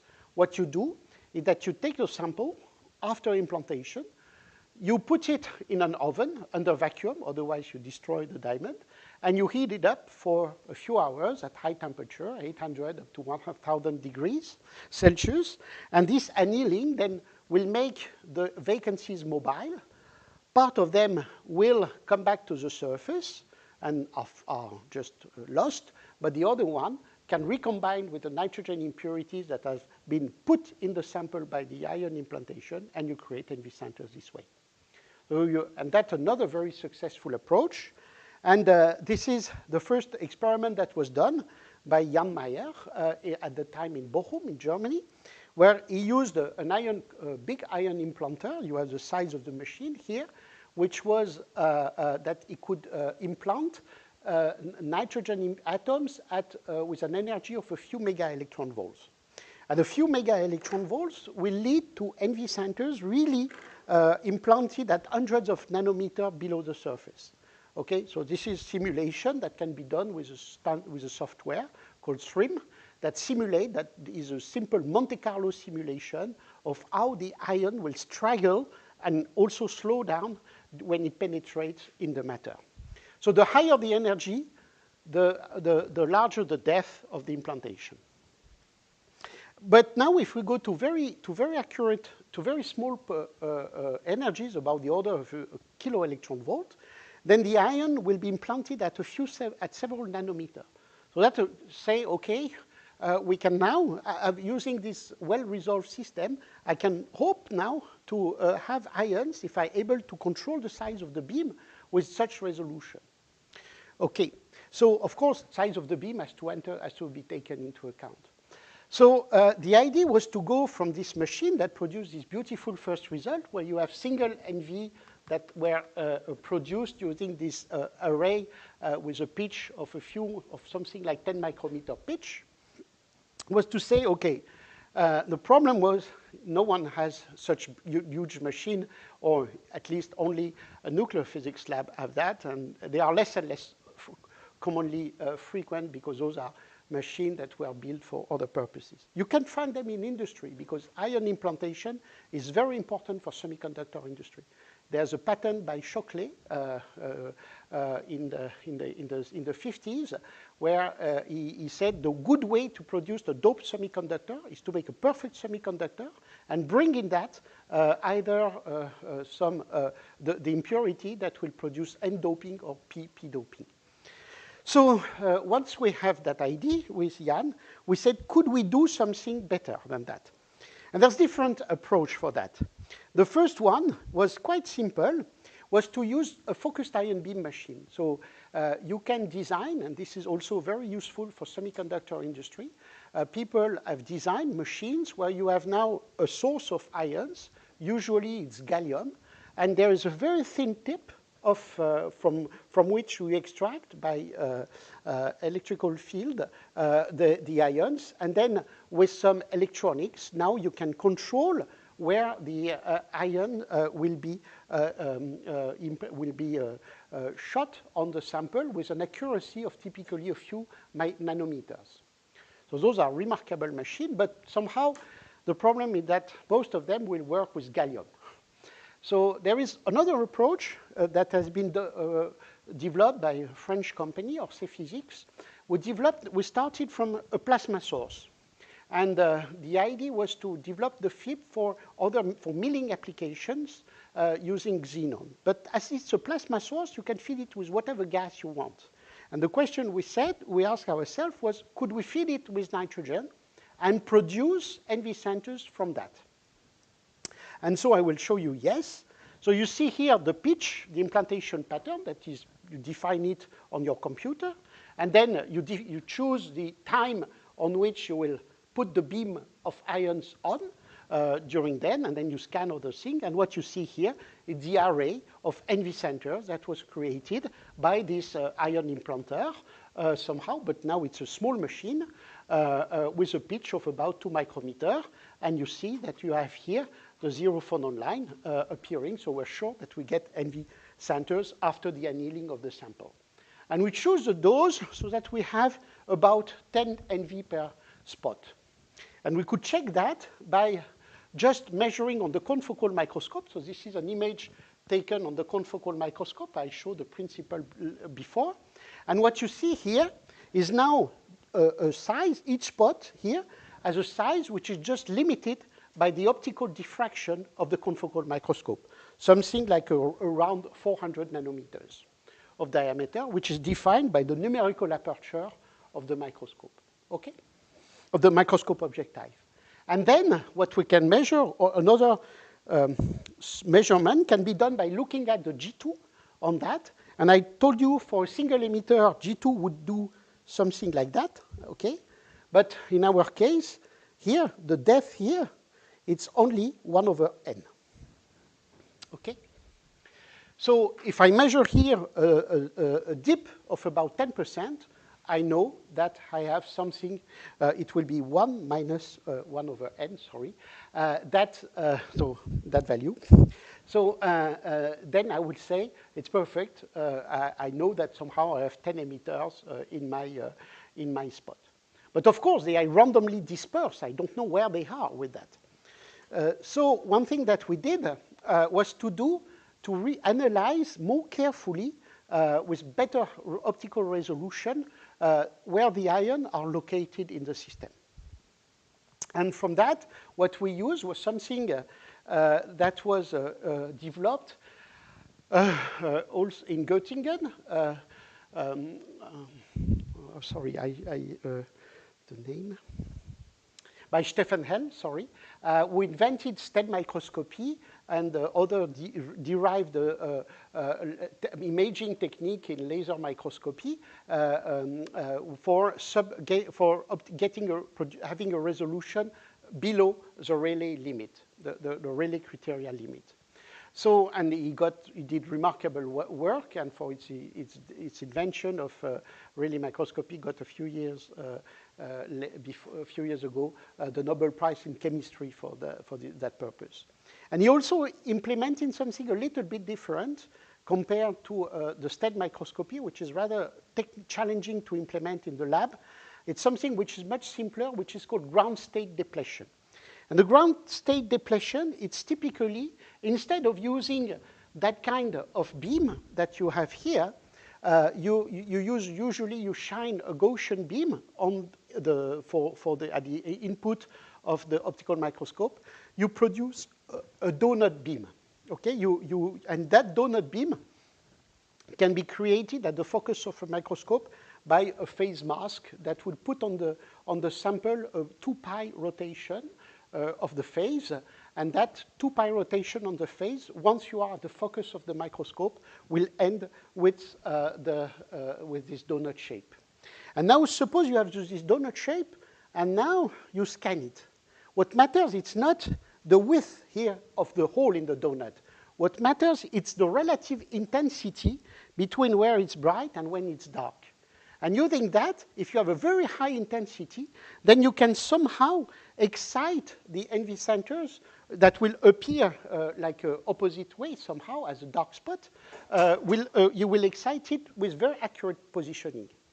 Okay, you can detect it. And the resolution we can have is given by this formula. So it depends, of course, of the intensity compared to the saturation intensity of the emitter, but you can produce an image with a resolution below 100 nanometer very easily. And in our case, if we look now to a single NV center, the resolution you have was about 20 to 40 nanometers when we are here, just with a very simple scheme. It's not very difficult to implement on your optical table. So what we did was to analyze an implanted spot in this way, and now the scale is different here. It's 100 nanometer, and you see some image. All now, due to the ground state depletion technique, the center appears in dark over the excited region. And if we do that, what we can do is have a kind of random search, and we can now put 8 or 9, I forgot, randomly dispersed NV centers and see what image we can reconstruct. And that tells us that somehow, by convolution, all the centers here were somehow distributed in about 100 nanometers. And so somehow that was the limit of the fib at the very beginning. So we worked a little bit, and by controlling the aberration in the electronic column, in the ion column, we could go a little bit below 100 nanometers. So you have a way somehow to position the NV centers with such technique, and to control also the number of NV that you can create depending on the dose you choose. And so this is our machine that we developed together with my colleague Martin Schmidt and the postdoc Margarita Lesig, together also with the engineers of Orsay Physics. And what you see is the main part of it. You see here the plasma source. That's the plasma source here. The ions are extracted from the ion column here and are focused onto the sample, which is in this big vacuum chamber where we can do that. And what is remarkable, what we're very somehow happy, is that there is a market for that now, which somehow shows the interest that people have in NV centers. And basically, you have here the product, which has not all the problems that we have now, because, of course, you have engineers that worked on making a real product about it, and that can be used really to produce ions. And basically, you start here with a source. You have a mass filter that allows you really to select, for instance, which isotope of nitrogen you want, or you can choose what other also irradiation ions if you were interested in. And at the end, you have the small chamber, and you can even add one electron microscope to control where the beam is positioned. And this is the machine that has been developed, and it has also been shown by this company and a colleague, Alexandre Thaler, that if you have now, if you heat up the sample during the implantation, somehow you do at the same time the annealing and the penetration of the ion, you increase significantly, up to 10%, the yield of the NV centers. So, okay, so we can really use that to produce our system, and I will show you at the end of the lectures what we did, what we realized in the context of Diamond-Anvil cell and high-pressure physics, using, based on this implantation machine for producing our own NV centers in very specific, for very specific purpose. Okay, I think I'm going to stop now for the thing, and tomorrow we will discuss the techniques for measuring magnetic field, so magnetic field sensing using NV, both with single NV and with ensembles. Thank you for your attention.